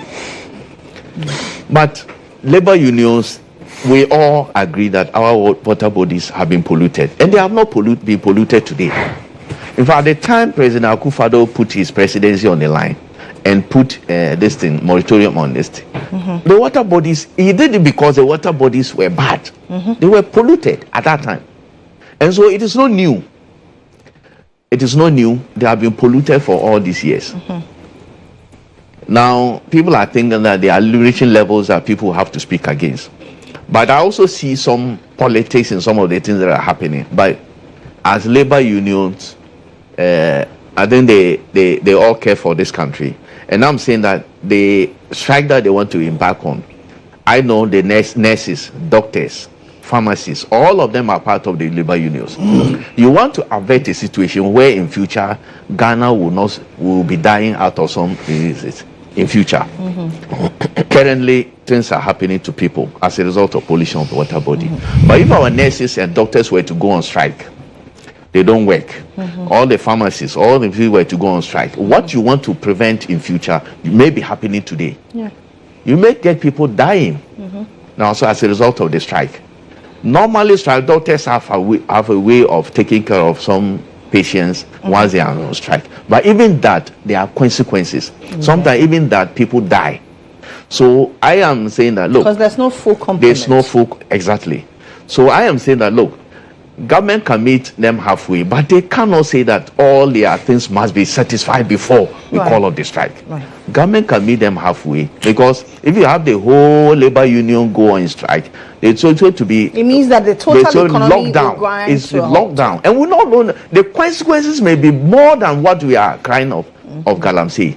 I am telling you, especially when today you see what is happening in throughout the world, the war in the Middle East, and fuel prices are increasing, shooting because of the war, and you want the whole economy to be locked down. When we had it 3 weeks in this country, we saw the consequences. I don't think the labor unions and the leaders of these labor unions will want that to happen in this country. So I am saying that, look, let them also accept. Let's meet government halfway. Some of the things government may not be able to do immediately. What they can do, they should also meet government halfway and accept the plan government has for everybody to have clean water in this country. But I am also demanding from the labor unions, look, whether we like it or not, there are two political parties. One of them will win this election come December. What is the blueprint on how they are going to fight Galamsey? Absolutely. I have not seen labor unions asking them that present your blueprint, because we have all the things we are asking for. We've done them before. These soldiers moving to the area, police, whatever. We have done all that before. We have seized the So what new things? We have banned machines, which I'm proud of. I always say I agree. Look, we have done all that before. What they are asking for, we have done it before, and yet we are not succeeding. What is new? Let the political party, at least the two main contenders, let them show the labor unions what they intend to do to fight Galamsey. Let them show it, and that is the way to go. But this strike, I am pleading, I am begging. Look, let them put it on hold, because I cannot afford to. Some of them, if they have money to go to private hospitals, I don't have. So I'm pleading with them. They should meet government halfway, and let's all see how we'll make our water clean for everybody to drink. And I'm just hearing that Ghana Water Company has released a statement that central region area, some river somewhere, turbidity level has improved and all that. Because, let me tell you, the two main parties, I've said it here on this platform, they have solution to this problem, MPP and DC. As long as they come together to say that we are fighting this menace, it will work. If they fight each other, we will never succeed. Well, demonstrations can take place in this country for a whole year. Galamsey will still go on. Because the demonstrations will happen in Accra. Galamseyers are there working. In the hinterlands. In the hinterland, in the water where they are doing their work. And these demonstrators will not go to where Galamsey is taking place. They will not venture. They will not.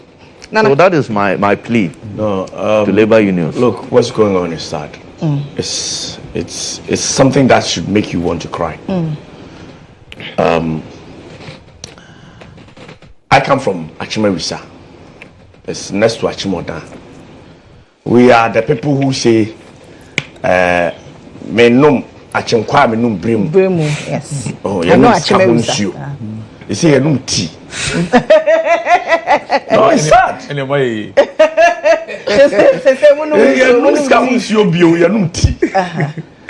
You see the point. I don't understand why this discussion even should happen.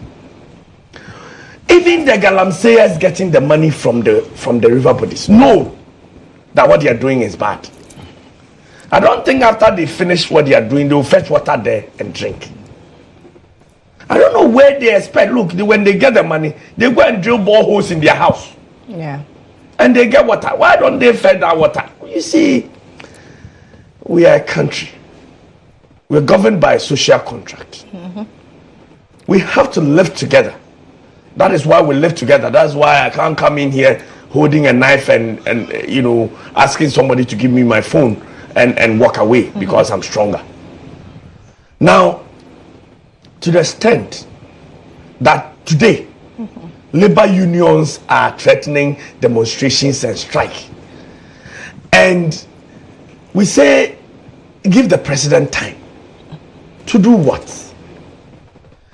So the only problem I've heard anybody defending this saying is that, if the president does what he's supposed to do, the opposition will take advantage. We're talking about river bodies getting damaged. We're talking about forests in disarray. We're talking about a problem of Galamsey that the president knew from day one that it was a menace he needed to fight, even at the expense of whether or not he will continue to be president. And look, I am saying, if President Mahama stands anywhere and says that, as for me, when I come, I will allow people to dig and look for gold in river bodies, I would dare say here, has he will not deserve to be president said that? No, any candidate said that? But I'm not saying he has. I'm saying that the argument that the opposition are making the work of the current government difficult because whilst they are attempting to fight Galamsey, the opposition is encouraging the people that when they come, they will allow them to mine. I don't think that anybody has said that gold should stay in the soil. Because it was President Kufuor who said, "Yet it's castle to come there." Gold cannot stay in the soil for us to be hungry. And the labor unions are not saying gold should stay in the soil. I don't think that the people who are in jail, their demonstration was that, we are decorating the soil with gold. We are talking about the destruction of forests and water bodies. I have said here, I've said in many other places, I do not see why it will be so difficult for any president to insist that Minerals Commission, before you grant small scale mining to anybody, license to anybody, go to the site where they want to mine, go and inspect and make sure that they have sunk a borehole and are pumping water into poly tanks or tanks, which is the source of the water they will use to wash the gold, and it is not next to a river body. Look, how many times haven't I said the example of me going through Enyinam, and I came yesterday. I got here last night late. Enyinam, next to that river, next to the police station, they are still mining gold. If you haven't gone there, you haven't gone there, go and see. As a man Tamfui, the champagne machines are there by the roadside, they are selling them. Champagne can only be used to mine gold in a river. We sit here and still say that, and nobody, look how do. Nobody is saying the president should leave the Jubilee House and go and bodyguard or police river bodies. That's sarcastic to say. But the whole gamut of Ghana police, Ghana army, when the president was assuring us that he will fight Galamsey, did he mean to go and man the river bodies himself? You understand? There is a problem. This problem started small. It is not today that gold has been here in Ghana. Gold and diamond has been here a long time. The river Brim. In fact, in Akwetia and those places, those times you will go at the edges, you will find diamond. We have been mining in these rivers years.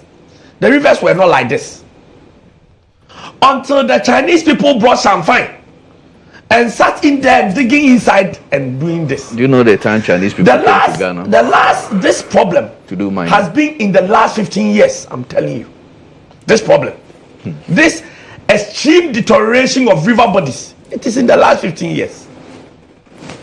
So we are not saying that people should not mine. We are saying that this type of mining that is going on, which clearly destroys river bodies and forests with impunity, must stop. And the president cannot tell us that in spite of the escalation of the problem to the point where doctors are complaining, they are threatening strike, labor unions are threatening strike, people are hitting the street. Our solution is to arrest the people and punish them for excesses. You see, and IB was saying it. I'm a lawyer. If I was a judge, I do not know the circumstances presented before me and what I would do. I won't criticize a judge.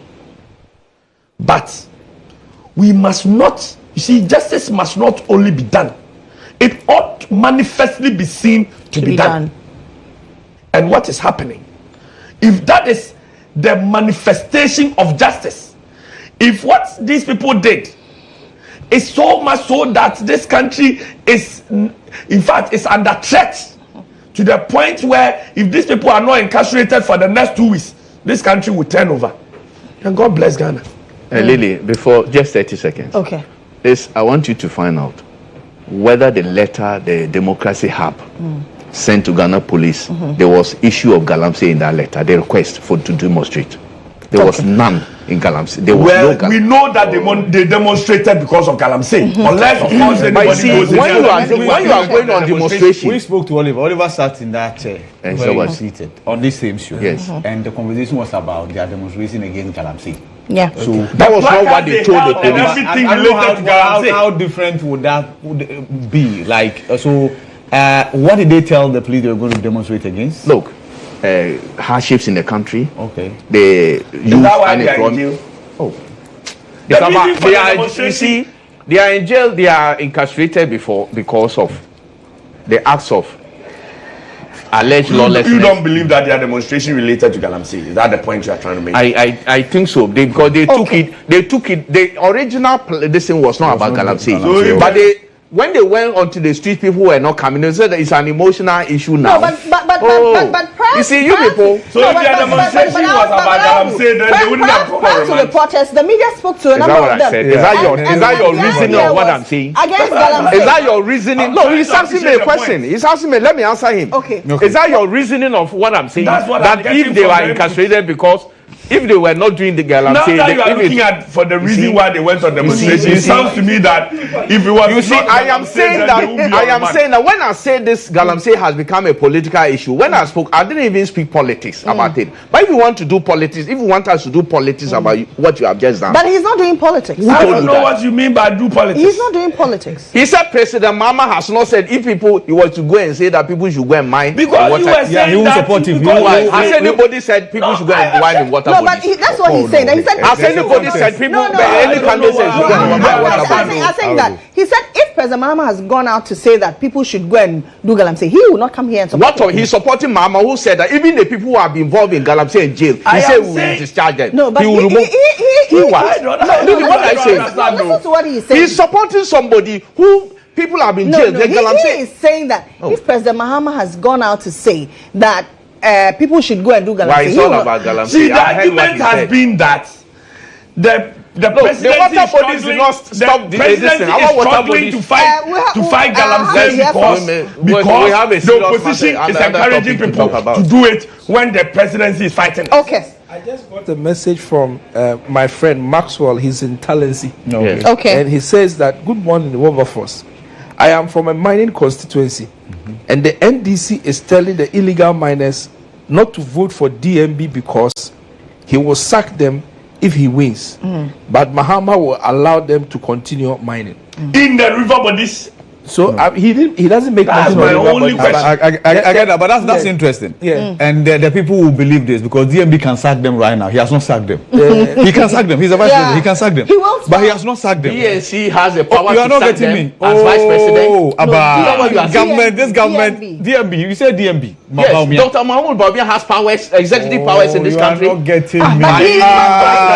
If the government wants to sack them right now, the point I'm making is that they cannot believe this. They cannot believe this because if the government wants to sack them right now, the government can sack them. But the government has not sacked them. So if anybody tells you that vote for another person, not in his capacity as vice president. Yeah, as a government. So they are not sacked now. But the second highest ranked person. But anyway, please let me allow. One day we will come on this street and do pure politics. We'll do pure politics, and everybody will show his own real character. There is a difference. Yes, we can. Please, there's a difference between protest. Please, I need to hear the prophecy. That's true. See, there's a difference between protest and lawlessness. Yeah. The two of them are different. Repeat that. And we cannot marry them. Repeat that. Protesting and lawlessness. And I am a student of law. There's a lawyer here. Correct. There's a difference between being lawless and there's a difference between protesting. In England, somebody was protesting about fossil fuel. The whole world is an environmental issue. So his protest was legitimate. But he ended up blocking the M1. The M1 in the United Kingdom is the road that runs through the south of England to the north, and blocked it. In the wake of blocking it, he caused a lot of economic loss, disruption, all kinds of things. He was arrested, prosecuted, and jailed. 5 people prosecuted and jailed. You understand? We're talking about bail. So yeah, I'll come and address that issue. So the point I'm saying is that you have every right to protest. I can protest. If I'm here at GHOne, you can protest. People protest all the time at GHOne. When I was working here and after I've worked here. But we don't take claws and hammers and break the cameras and destroy everything and take the chairs and tear them apart. That is lawlessness. So you can protest and not destroy the property of the organization. Like what happened yesterday. Exactly. So the protest that what the NDC did. Yes, Which one is that? The NDC protested about no. Okay. The whole country. Okay. The whole country was arrested. Yes. It was a peaceful protest. Exactly. It was protest in lawlessness. But there was no lawlessness. So in this our republic, if you are a man or you are a woman and you decide that you will engage in lawlessness, the law will deal with you have a right to protest, the law will deal with you.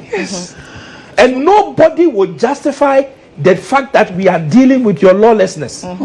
You understand? Now on the issue of bail, in our jurisprudence, as I have seen my little time working in the courts, there are times that people are brought to court for various offenses. Prior to Matikbebu number 1 and number 2, there were some offenses that were not bailable, like narcotics, rape, and all those. They were not bailable. But post Matikbebu number 1, number 2, we said all offenses are bailable, but they are subject to the discretion of the judge. That's at least the understanding that I have. And so I have seen people who have been brought to the courts and have been charged with robbery. And the court will remand them into police custody. Now, I choose my words carefully. Remand. Remand is different from incarceration, as I understand. Because if you are remanded, it's a court that says that there is a justifiable reason to keep you away from the society. You have not been tried and found guilty and sentenced into a term of imprisonment. At that time, you have been incarcerated. There's a difference. You're right. So, unless there's when you are remanded, incarceration means the confinement. Yes, but so when you are remanded, you will be incarcerated for the period. Okay. You will not be serving a jail term. Does that mean that there's a difference between remand and jail? That's what if you are jailed, but if you are jailed, it means that you have been prosecuted and a court of competent jurisdiction has found you guilty. And you have been sentenced into a specific term of imprisonment. Into prison custody. So if people are remanded, if you are remanded, just know that the rules of our country even says that if you are remanded, you are supposed to be brought before court every 2 weeks. It is part of the rules that if you are on remand, you should not be remanded for more than 2 weeks. So after every 2 weeks, the warrant of your remand must be renewed, and that is done by you appearing before the court for the court to say, okay, there's no reason to grant you bail. We had GHOne.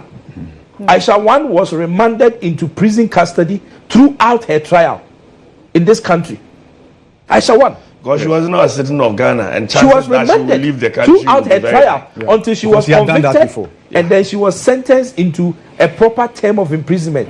During that, she was entitled to her liberties. She had a court of competent jurisdiction had not found her guilty. The circumstances were different. But I'm saying that we still said that we agree with keeping him in custody. So I'm only saying that the rules are such that if you engage in lawlessness, the law kicks in. It's different from protest. When we determine you are engaged in lawlessness, when do we determine you are engaged in lawlessness? Is it not the prosecution? You see, we know what you see, and you started by saying, is it not the prosecution? There is Wilmington versus DP. Yes. If you have not been found guilty, if you have not been found guilty of a crime, can we say that you have engaged in the crime? No, you are being accused of. But the fact that you have been accused of lawlessness does not mean that you should be remanded in custody.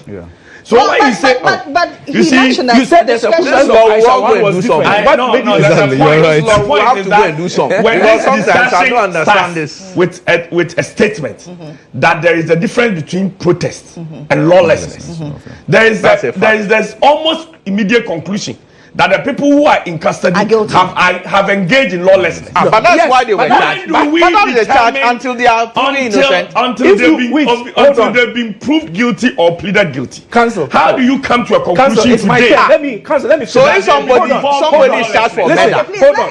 We have what kind of law is it? No, wait. Okay. What kind of law is it? Giving us a bit of legal education. I refuse to accept this legal education. See, let me tell you. I refuse to accept this legal education. Let me tell you. Hold on. About 15 years. I refuse to accept this legal education. But counsel, it is fine. I mean, you are quoting the bar. But we have a criminal code in this country. Hold on. We have a criminal code. We have a criminal code in this country. In my car right now. Yes, Act 29. It's a criminal code in this country. That in criminal law. Hold on, I'm coming. Let me just finish in criminal law, we say that you cannot be charged with an offense which is not written and its punishment defined. No, you go to the constitution and yes. Start from there. So when somebody is charged with a crime, that crime is written in our law, and the punishment for it is prescribed. That's the only time we can charge you. We haven't said that you have let me finish. I know, but I'm just saying. I also, by the grace of God, I also have understanding of. I am not a lawyer, but I refuse to accept what he's saying. I am saying that when you talk about lawlessness as the basis for somebody's incarceration, yes, the person must be guilty of a certain form of lawlessness. Today, as we sit here, what we know has happened. If you charge somebody for murder, the mind is if you charge somebody for murder, the person must be guilty of murder before you will put him. Touch on it. The only way we can beyond the EC has announced the 2-day re-exhibition of the voters register. 2 minutes each, please. I am sticking to my 2 minutes. They didn't make me finish my points, but it's fine. Please, just move on to the EC for me. Yeah. So you know, I think that one of the most profound things that has ever been said in our parliament, it was actually said in the 5th parliament of the 4th Republic. And that was when Barack Obama came to Ghana and came to tell us that we should concentrate on building strong institutions. Since that call by Barack Obama, the former president of the US, institutionalism has become a major thing in Ghana. The Electoral Commission is one of such institutions that is going through those phases of institutionalism. And in that process of institutionalization, we must make sure that we allow the EC to continue to build itself. The EC is building itself. It is very clear. And so there's a problem with my mic. You land quickly. So the EC is building a strong institution. There's evidence of the fact that the EC has grown from grace to grace.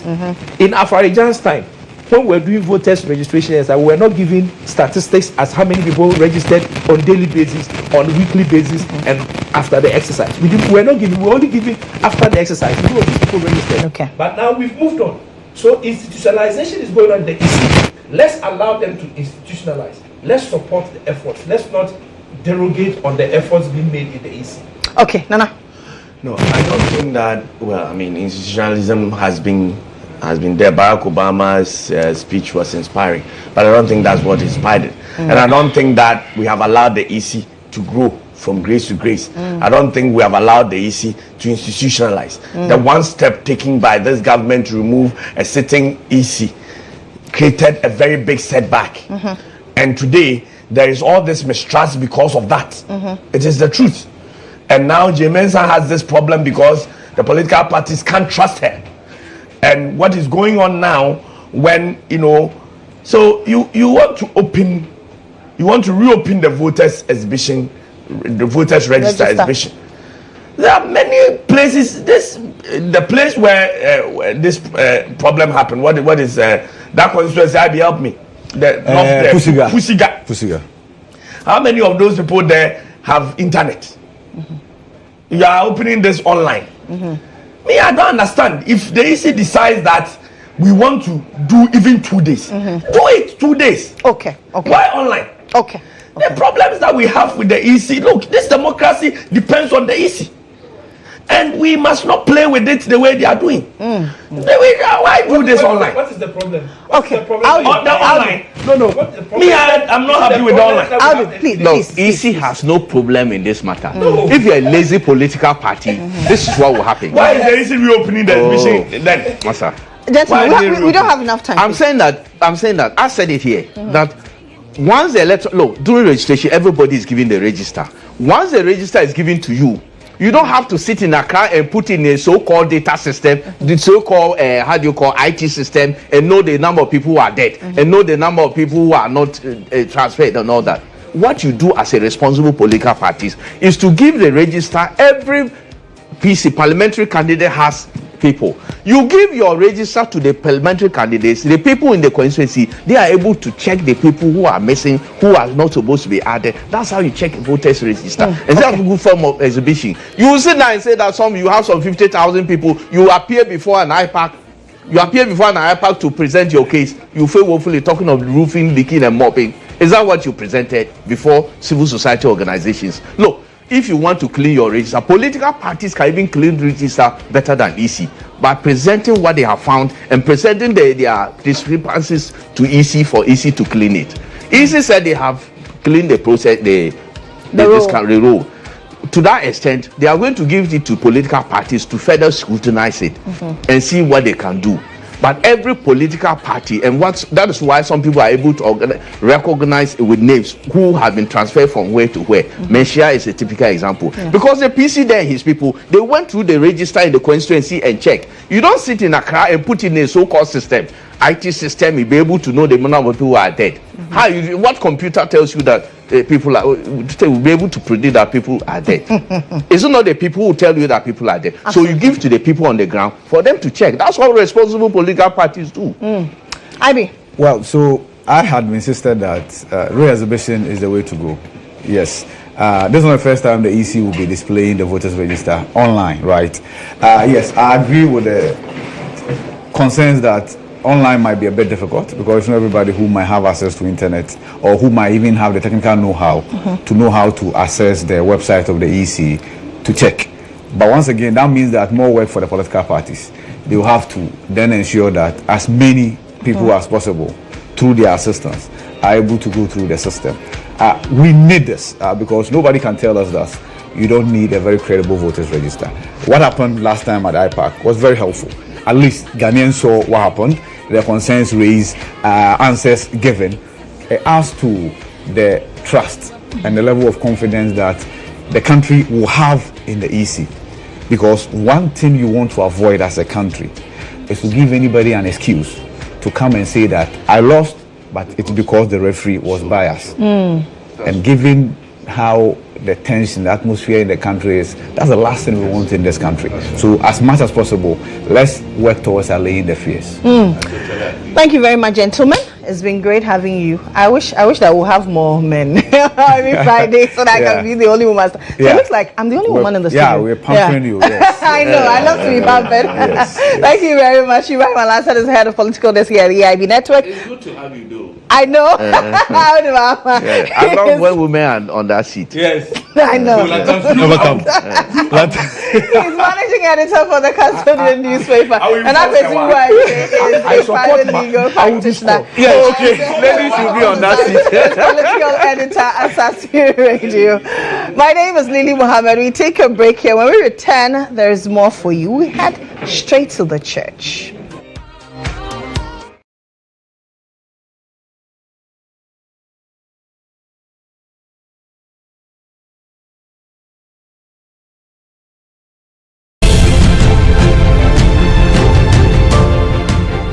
GHOne OV van has been one of the best vans I've used personally in this country.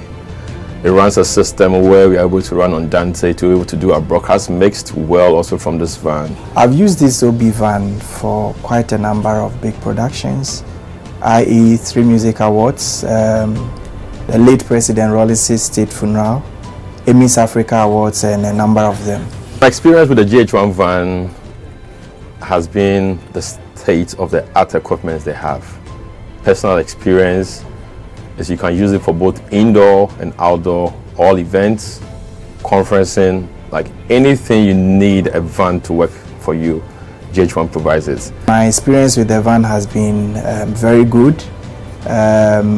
Why? Because it has a number of facilities that I may not get in other vans. You know, the van has a very wide bench that can accommodate all my technical crew, ICCU, switcher, graphics, CG, and all of that. And then it also has a studio, a green room studio that comes with TriCaster. So if you want somebody to do commentary on a live event, you can put that presenter who's in that studio as well and get that running. To give an experience to our audience who are also watching on TVs and online, work with an Exo technology system which makes your video mixing with Panasonic cameras, like a lot of other stuff in terms of content you need to get also for your live broadcasts. I prefer the GHOne van to a lot of other vans I've used, or even doing my own setup on a tabletop setup, because on a production you see a number of people in the van, and so if you have a very small van, it means that it's going to be choked, and that will affect the creativity as well. The price has been discounted as well to accommodate varied budgets, and so no matter the budget you have, I understand you can have the truck and do business with it. It looks huge but very affordable. Cost is really affordable. My experience with it, EMI awards last year, super excellent. Try it, call them, and I'm going to give you the best of price. Really affordable.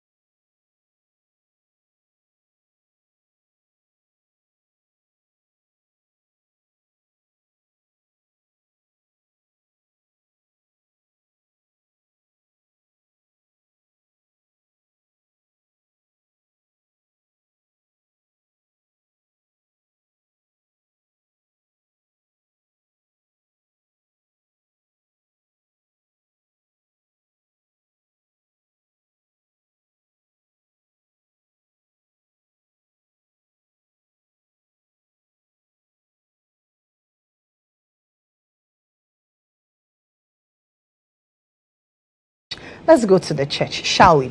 So the Church of Jesus Christ of Latter-day Saints are going to hold their October General Conference, and it's not just for all the church members, it's for all of you to be partakers of the Word of God and to be partakers of what the Word of God brings. My guest this morning, President Seth Ejay, is Stake President, Accra, Ghana, Latibu, Koshi State, Stake, I beg your pardon. Matilda Afo is Young Single Adult, and Betha Shen is Stake Relief Society President for Accra, Ghana, Kanishi Stake. Good morning, ladies and gentlemen. Good morning. Good to have you. Thanks for having us. So let's talk about this conference. The viewers saw snippets of it on their television already. Let's talk about this conference, what it's about. I understand it's held twice a year. Yeah. Right, let me start with you, Betha. So every year, twice in a year, the first week in April and in October, the members of this church join together to listen to our leaders of the church, and we hear messages from our apostles and our prophets, delivering us a message of hope, message of coming together, message of blessings that will help us bless our families and the community that we live in. Yes. Now, if you say the community that you live in, how many years have you been doing this for those communities? It has been, I think this is the 194th year that we are going to hold this conference. 194 years? Yes. Wow. Yes. And this time around, it's still the message that our leaders have given us, apostles and the prophets. And the messages are for us to also invite our brothers and sisters. It's not limited to the church alone, but to each and every one who is a son and daughter of our Heavenly Father. President Ejay, over the years that you've held these conferences, what has been the impact in society? I'm sure people come back to you. I'm sure you can. They are visible signs of its impact. Yes. So, general conferences are times where we hear these messages from our leaders, prophets and apostles, through revelation to speak to us. All of us are sons and daughters of God. So the impact has been that, yes, we become better by the day.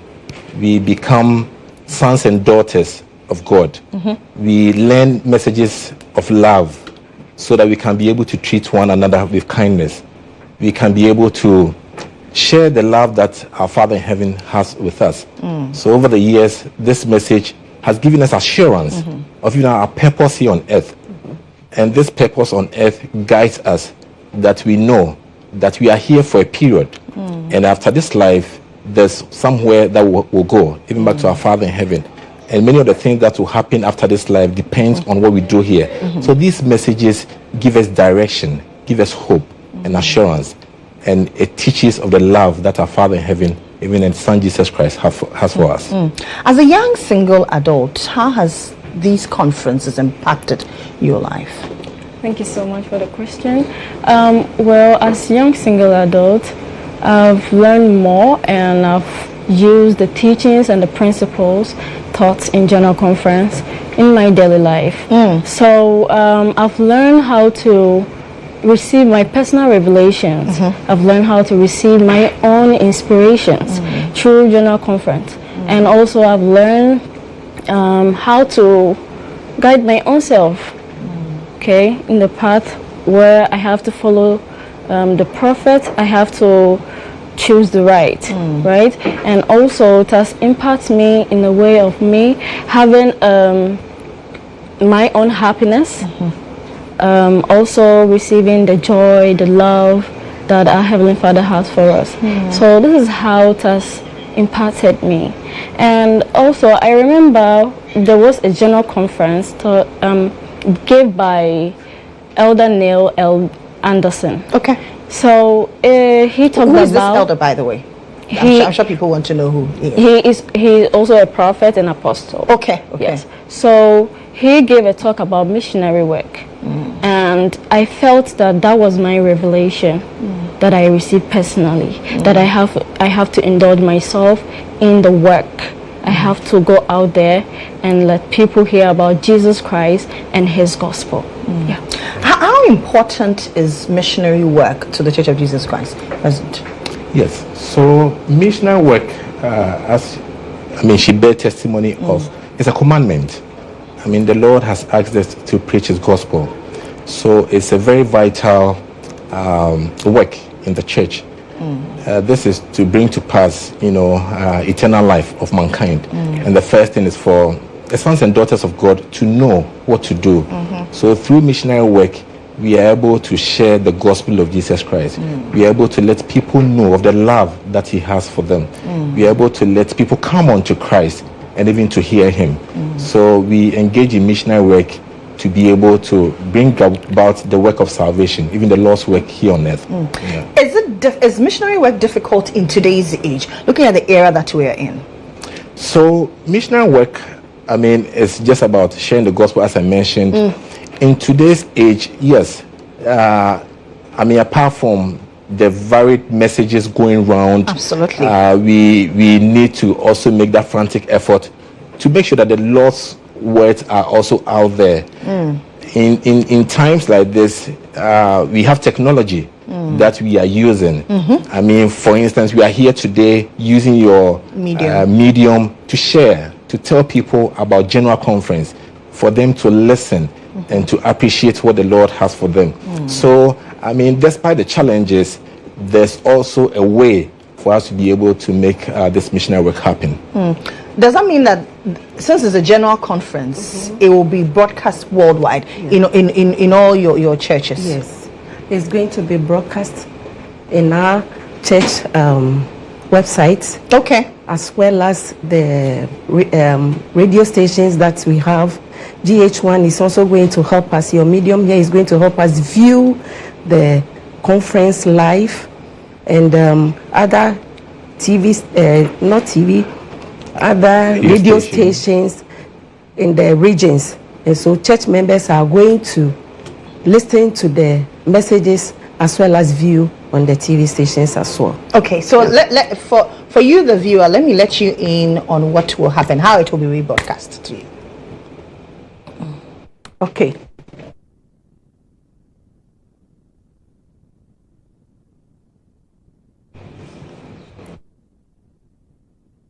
We are going to have a live broadcast from 4 p.m. to 6 p.m. That is on Saturday in the afternoon. And Sunday morning, we'll have a Saturday session that will be rebroadcast from 10 a.m. to 12 p.m. Okay. There's also going to be a music and a spoken word that will come live at 3:30 p.m. to 4 p.m. Then at 4 p.m. on Sunday afternoon, we'll watch the Sunday morning session, which is 4 p.m. to 6 p.m. in the afternoon place. Okay. Yeah. So if people want more information about this particular event, where do they go to? Okay, so just before I get that, just to add to the station that will be, so on Star FM 103.5 here in Accra, everyone can tune in. And in Ultimate FM for people in Kumasi and its environs, they can also tune in. And on Empire FM for Takrade, they can also tune in. A1 Radio in Bolgatanga, that can also, to be live on that airwave. So in addition, we have the church website, the churchofjesuschrist.org, that when you're able to log on the homepage, there will definitely be a link that can be accessed for this conference. And then also on our social media pages, we have the Africa West, the churchofjesuschrist.org. That's also another website, and Africa West Facebook page that can also be accessed. Yes. And so it's open to everybody, no matter your age, or you have an age bracket that is not allowed in this conference. No, it is not limited to anyone. Everyone is invited.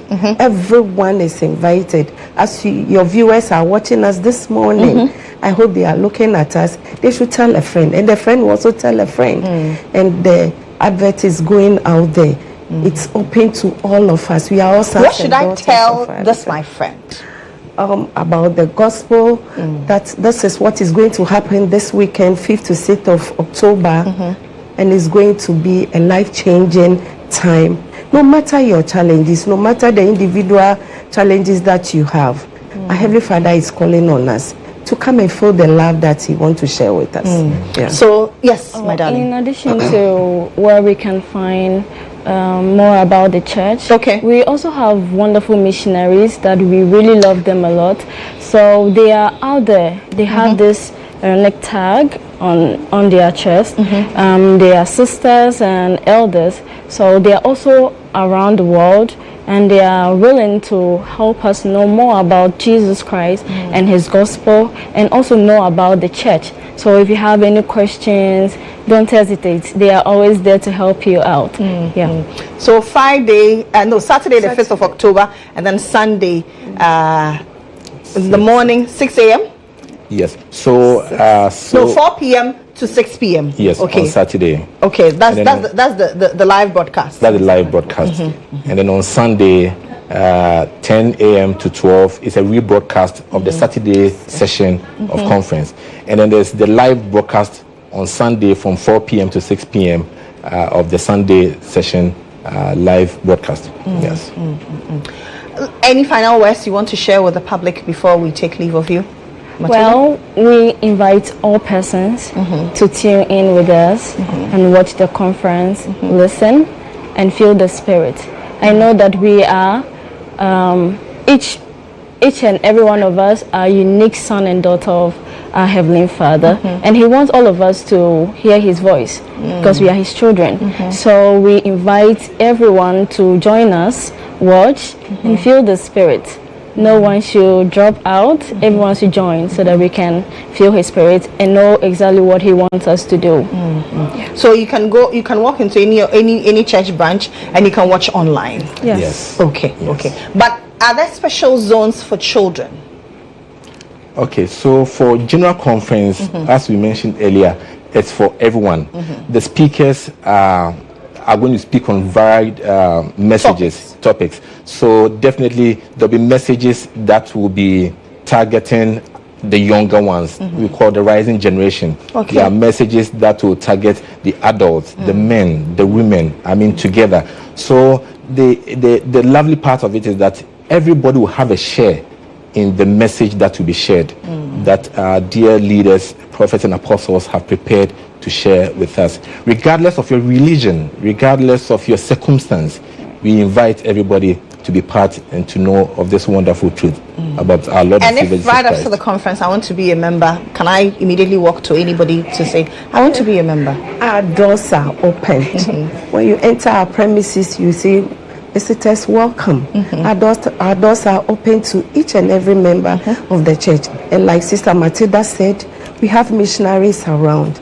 And so we can just get in contact with you, then we will sort you out. Okay. You are welcome. Okay. We wish you all the best. Thank and you. I hope and pray that I could be there, but unfortunately, I can join online. Yes, we are inviting you to join online. Yourself, your crew, everybody is invited. Okay. And all of you out there watching, please join online. Let's be partakers of the Word of God. Thank you very much. Betha Ishan is Stake Relief Society President for Accra, Ghana, Kanishi Stake. President Sethi J is Stake President, Accra, Ghana, Latabi Okoshi Stake. And Matilda Affle is a young single adult. They are members of the Church of Jesus Christ of Latter Day Saints. My name is Lily Mohammed. We'll be back shortly. With God, comfort can replace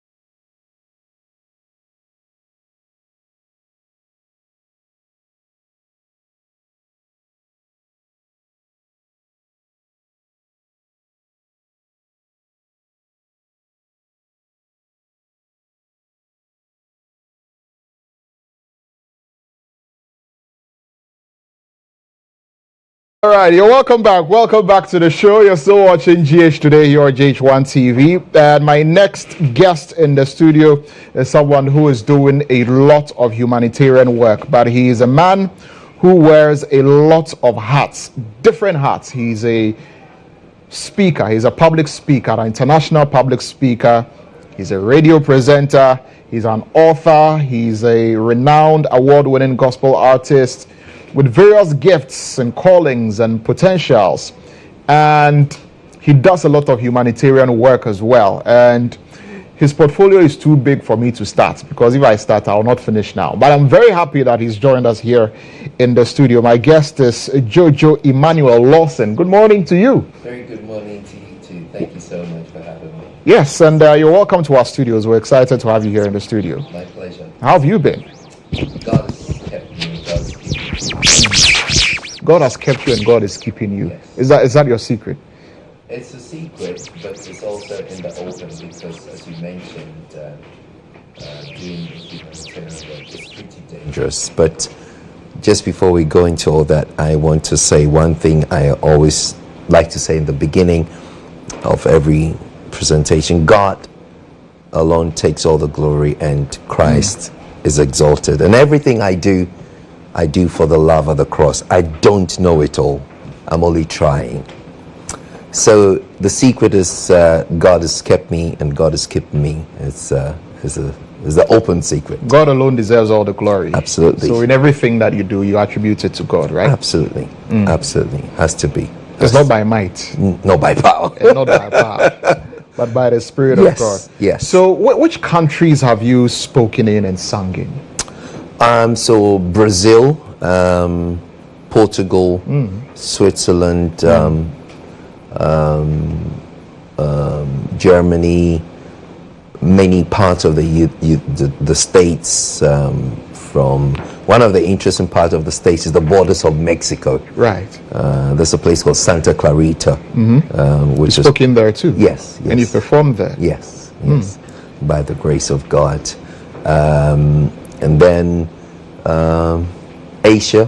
Various parts of Asia, particularly Philippines, various parts of Philippines, and Philippines has nearly about 7,200 islands, and I've captured quite a few of those. I mean, so you've been globetrotting, all over the place, globetrotting all over the place, and touching people with your music and touching people with your words. By the grace. So when you speak, what do you speak about usually? What's the general theme of your speeches? By the grace of God, I speak about the mindsets. I speak about the gospel, which is pretty important, because the gospel is about the mindset, the heart. The gospel is about salvation. The gospel is about way of life. One of the things I like to talk about is character. The Bible says when the people saw them, they talk like Christ. We always talk about praying, fasting, but it is the lifestyle that really ministers. They behave like Christ. So it's important that our fruits is worth emulating for many people. So I speak a lot about that, and I talk also about my journey. Revelations chapter 12 verse 11, it says, and we overcame him by the blood of the Lamb and by the word of our testimony. A test, and of course testimony. What have you been through? The greatest message that you can give apart from the word of God is what you've been through. Right. So I share a little synopsis of what I've been through. One of the interesting ones is I was speaking in one of the most dangerous prisons in England. It's called Wandsworth Prison, and quite a number of prisoners. And as I was speaking, there was a man sitting right at the corner, like they're wearing this typical khaki attire. And I was speaking, this man was there, and I was trying to help them have the communion. And the man looked at me, and I was about to give up. Jenny and I was about to give up because they were a bit apprehensive. These are dangerous guys. There's a high level of suicide. They kill themselves. They fight amongst themselves. So just before I wanted to stop, this man walked forward, came to stand next to me, and he said, young man, don't stop. Whatever you're doing, don't stop. keep going. And the prisoners were there. So I kept speaking and speaking, and then one huge muscular guy just came forward, knelt down, broke down, and began to cry, lifted up his hands, and gave his life to Christ. And that was very touching. And as I was walking away, the guy just looked at me and said, "Bram Patrick to say." He was Ghanaian. He was Ghanaian. And I was gobsmacked. This is a prison with a lot of British people and all that, but this guy also meet me in your Bible, you know. So my testimony of how I've grown up and what I've been through, including the word, was a life-changing thing for this young man.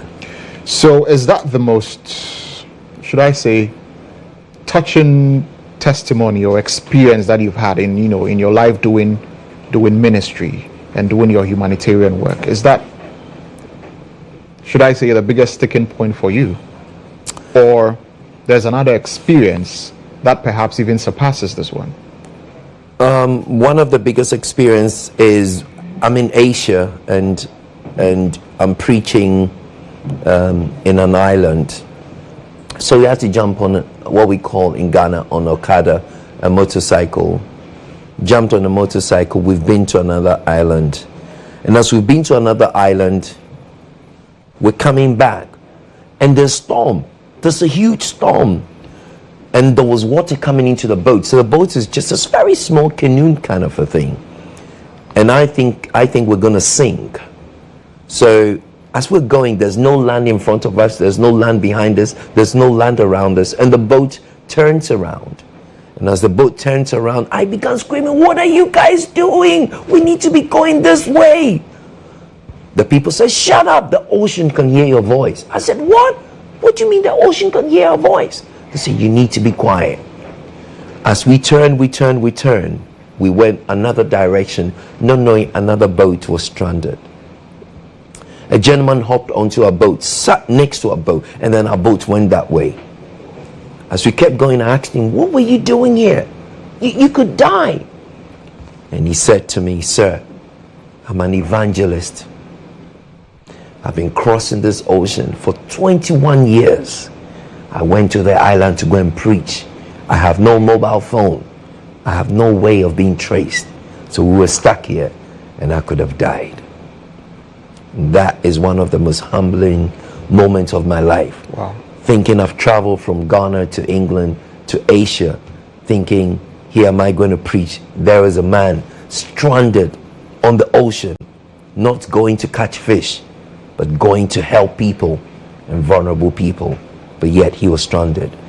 As I said to him, "You could die and nobody could find you." He said, "It doesn't matter as long as the people hear the message." That's touching, and that's really inspiring, right? And I mean, when you think about the things that people go through to spread the gospel, then it gives you hope that, you know, a lot of lives can be saved and a lot of souls can be saved. It's amazing you say that. A lot of lives. Another incredible testimony. I journeyed to another part, another island. And this particular island, we get there, and on this island, nobody comes to this island. People live there, and what happens on this island is there's a lot of child slavery. People coming there, put kids on gunpoint and capture them. So here am I'm here to preach to fishermen. And as I'm preaching to the fishermen, they tell me there's an animal called the giant crab. And the giant crab comes a couple of islands by, and it's a very huge creeping crab. And it comes to capture people and kill them. And I stood, I said, "What are you doing here? You should be in some USA chilling." But then I asked myself, what will profit a man to gain the whole world and lose his soul? And lose his soul.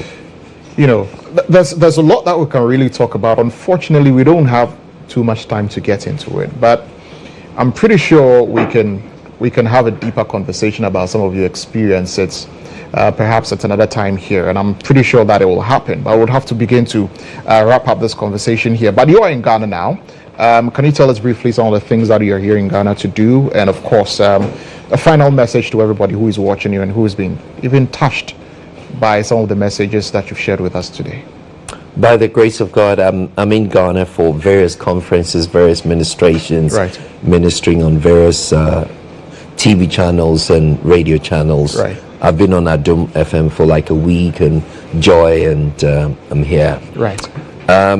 Few words that I want to share to Ghanaians, particularly to everyone that is listening. I'll say this thing: every day is a memorable day, but it depends on what you do in it. Make today a memorable day by what you do in it. Every day. You can choose to make today Valentine's Day. You could choose to make today Christmas Day. You could choose to make today your birthday. You could choose to make the day that you get born again. You could choose today and make today a day that is a memorable day. But every day is a memorable day, but it depends on what you do in it. The last thing I also say is Proverbs chapter 14 verse 34. It says, righteousness exalts a nation, and sin is a reproach. Learn to walk right with the Lord. As we're going into elections and a lot of things that happen, choose righteousness. Be at peace with everybody, and know that every day is a memorable day, but it depends on what you do with it. Every day is a memorable day, but it depends on what you do, with it. And of course, choose righteousness. That's a great way to end this interview, but I want to talk to you again. Brilliant. And I hope that you would oblige. Sure. Thank you very much, Jojo, for joining us here in the studio. It's been great having you. Jojo Emmanuel Lawson has been my guest in the studio, and I'm pretty sure even though we've had a very brief conversation, you've taken a lot from it. I know I have. And stay tuned. This is GH Today. We'll be right back with Tech Daily.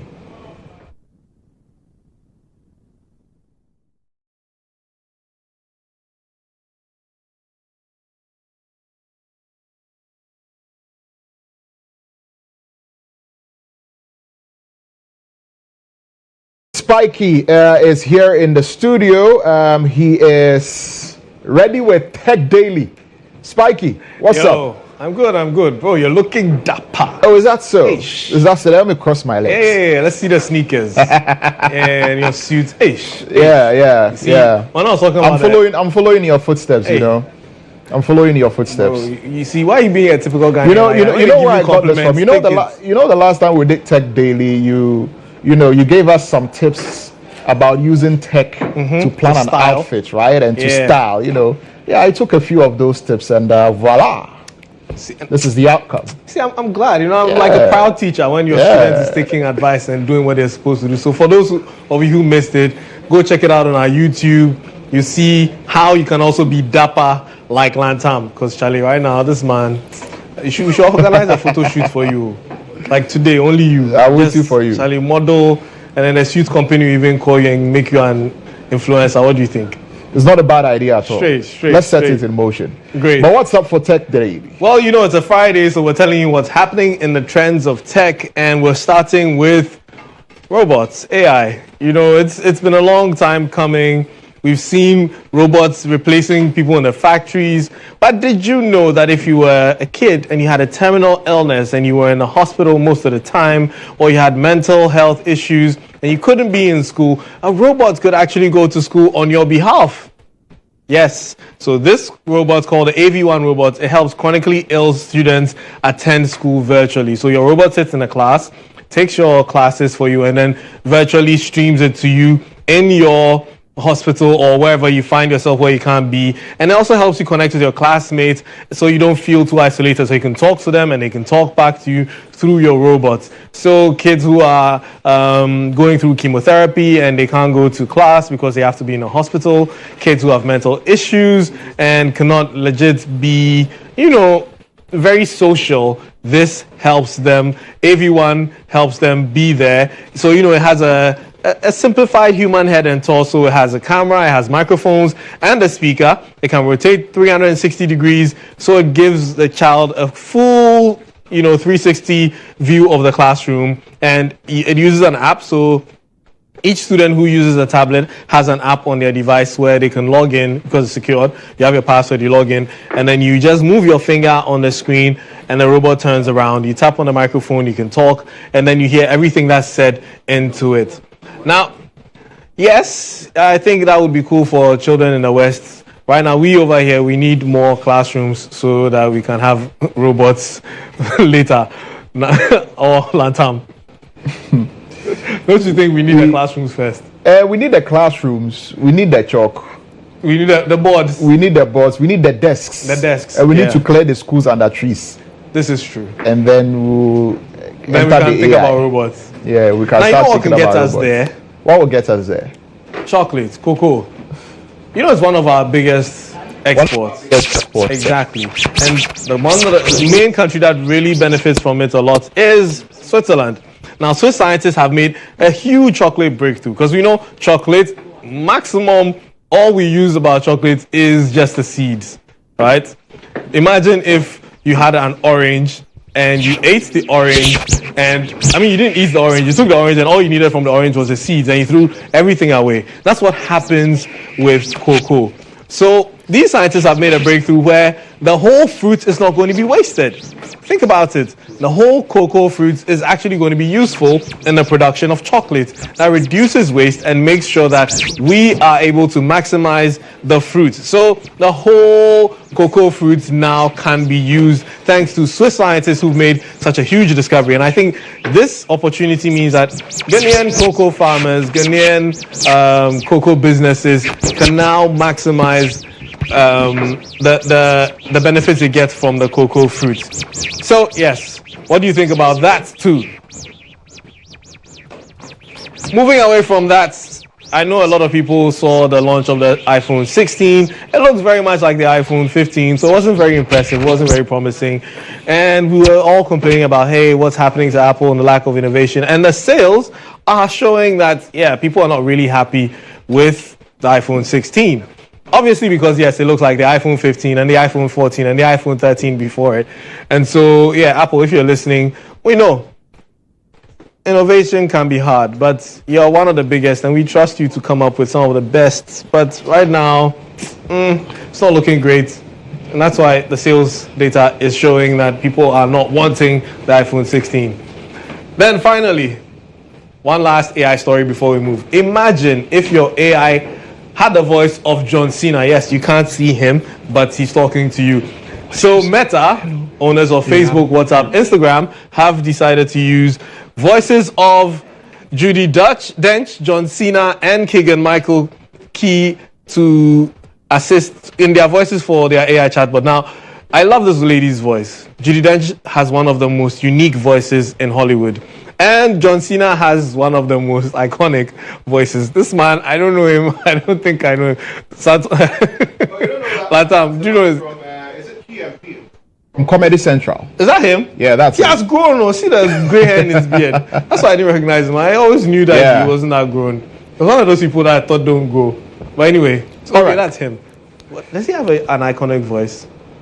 I don't know. One thing I remember about him was when he was channeling Obama's anger. Did you see that video where he said he was Obama's angry voice? When Obama talks in his diplomatic voice, then he will say what Obama meant in his angry voice. That's what I remember. Yeah, I remember that him. one. Yeah, I remember that one. But anyway, what about great John stuff. Cena? Great stuff. Spiky, as always, thank you very much. Thank you for having me. For telling us what's happening in the trends. And we'll see you again next week. And so that's Spiky with Tech Daily. And yeah, stay tuned. We'll return with more here on GH Today.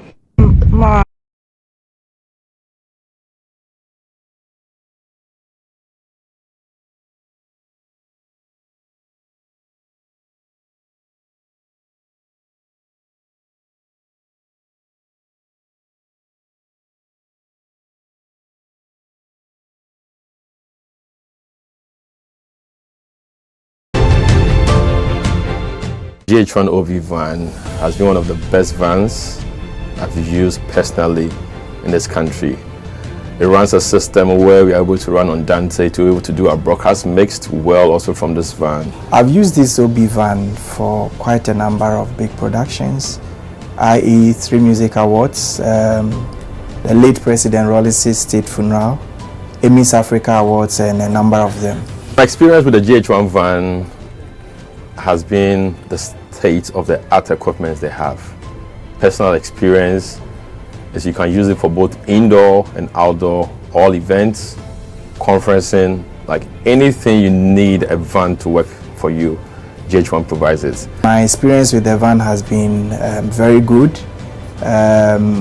Why? Because it has a number of facilities that I may not get in other vans. You know, the van has a very wide bench that can accommodate all my technical crew, ICCU, switcher, graphics, CG, and all of that. And then it also has a studio, a green room studio that comes with TriCaster.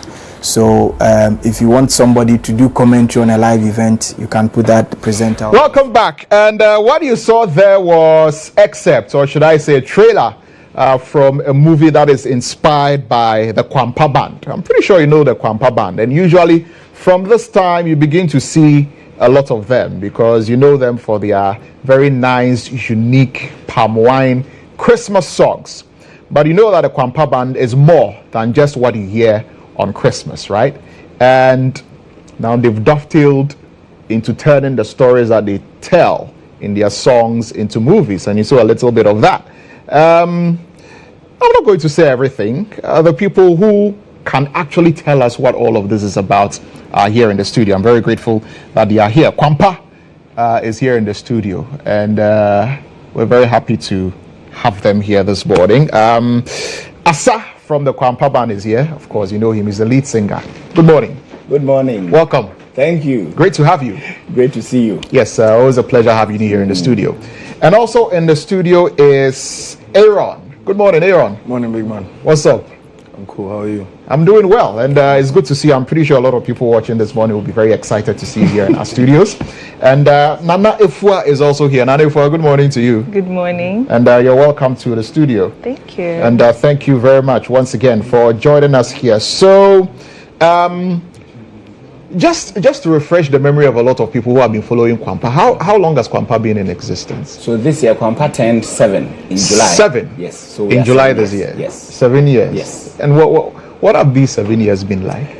Very good. It's been a roller coaster, but on the majority, very positive news, positive happenings. We've done lots of performances. The mandate of the band is basically to create awareness on our indigenous music tradition, specifically palm wine music. And thankfully, that awareness creation is happening because in the past 7 years of our existence, at least in the last 7 years, we've seen lots of attention being drawn to the music tradition.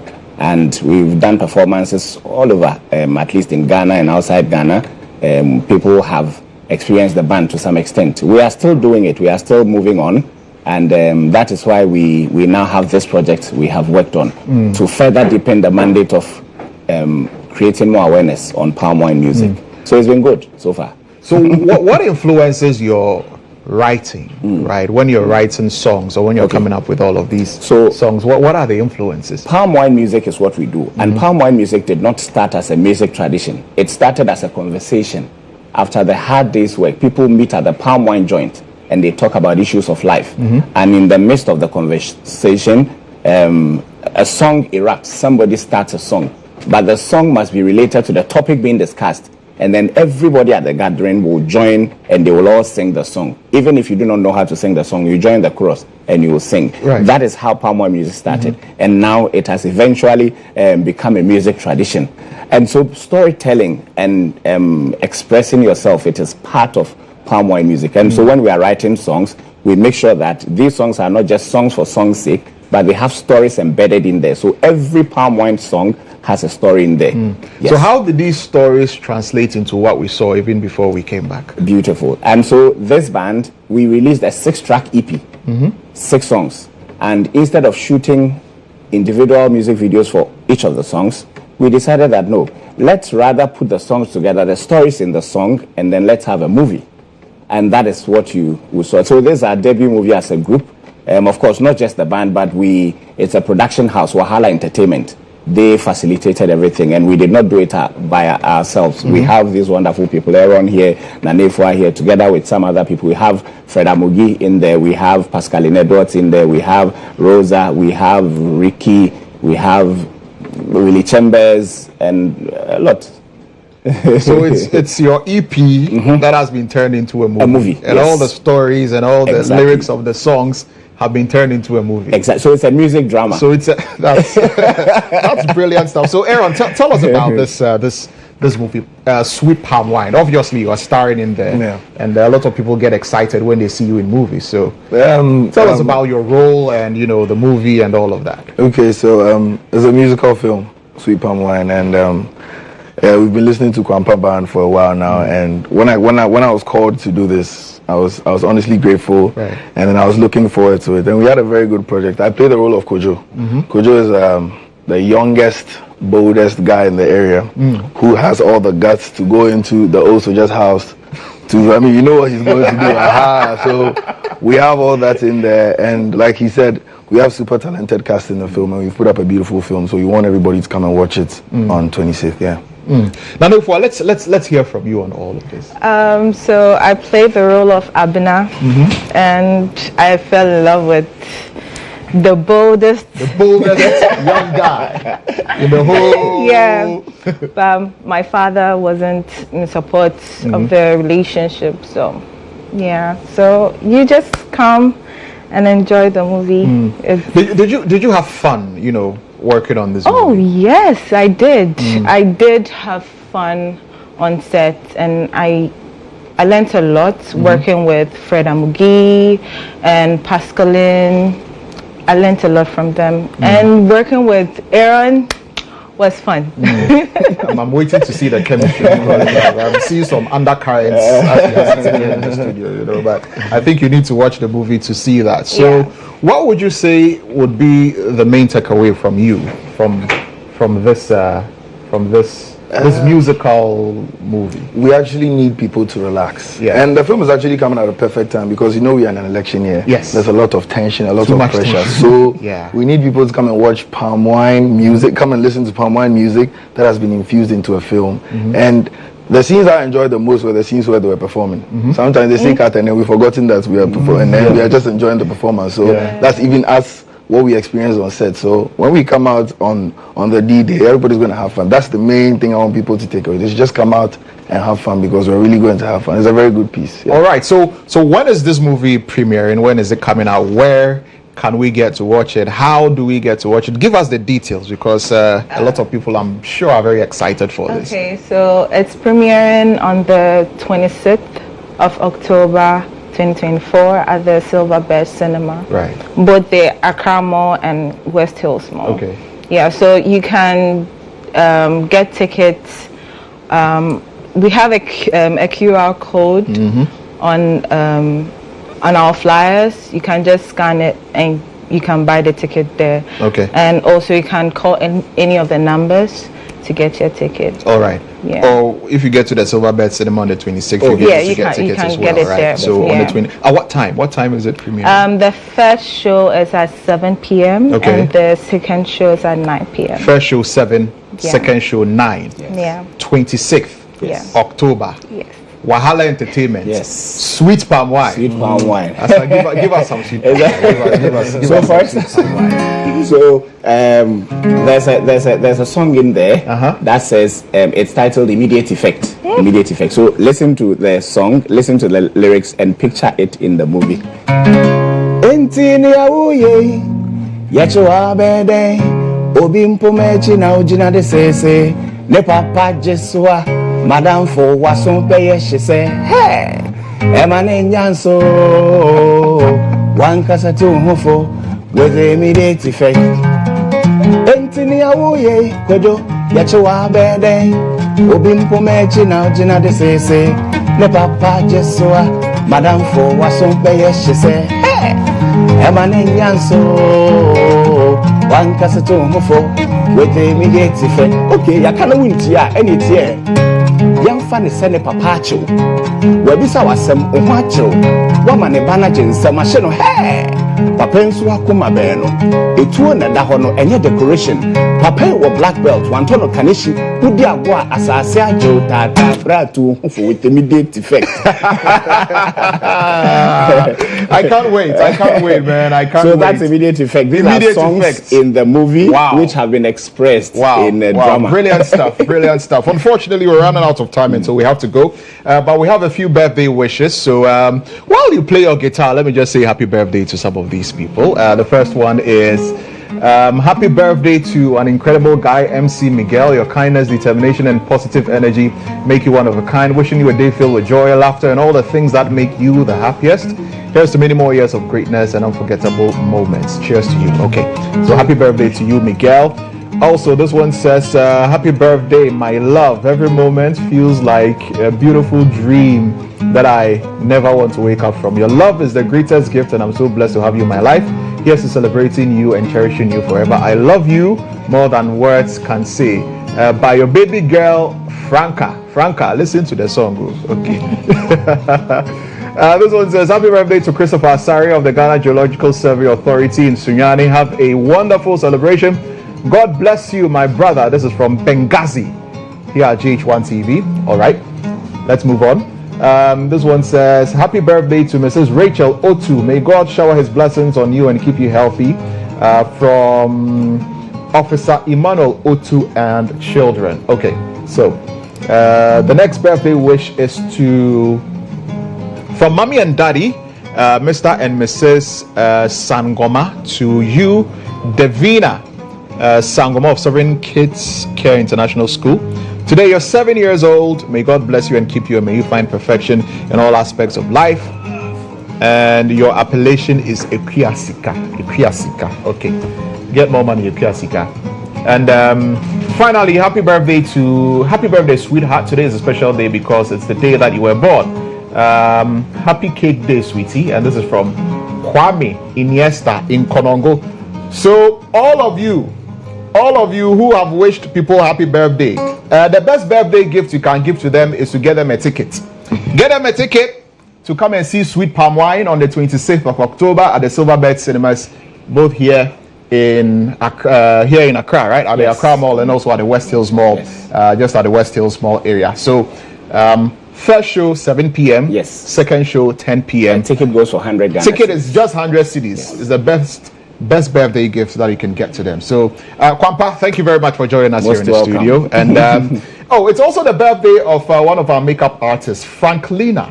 It's your birthday. I'll take you to Silverbird, okay, Franklina? Yes, I'm saying it's live, so you can hold me to it. We'll go to Silverbird and go and watch Sweet Palm Wine. So Nanefua, thank you for coming. We're looking forward to seeing you. And Asa, thank you. And Aaron, welcome. Pleasure having you here in the studio. Thank you. And we'll look forward to the beautiful premiere of Sweet Palm Wine. On that Sweet Palm Wine notes, we'll wrap up GH today here on GHOne Television. Thank you very much for watching. My name is Lantam Papanko. Enjoy your weekend.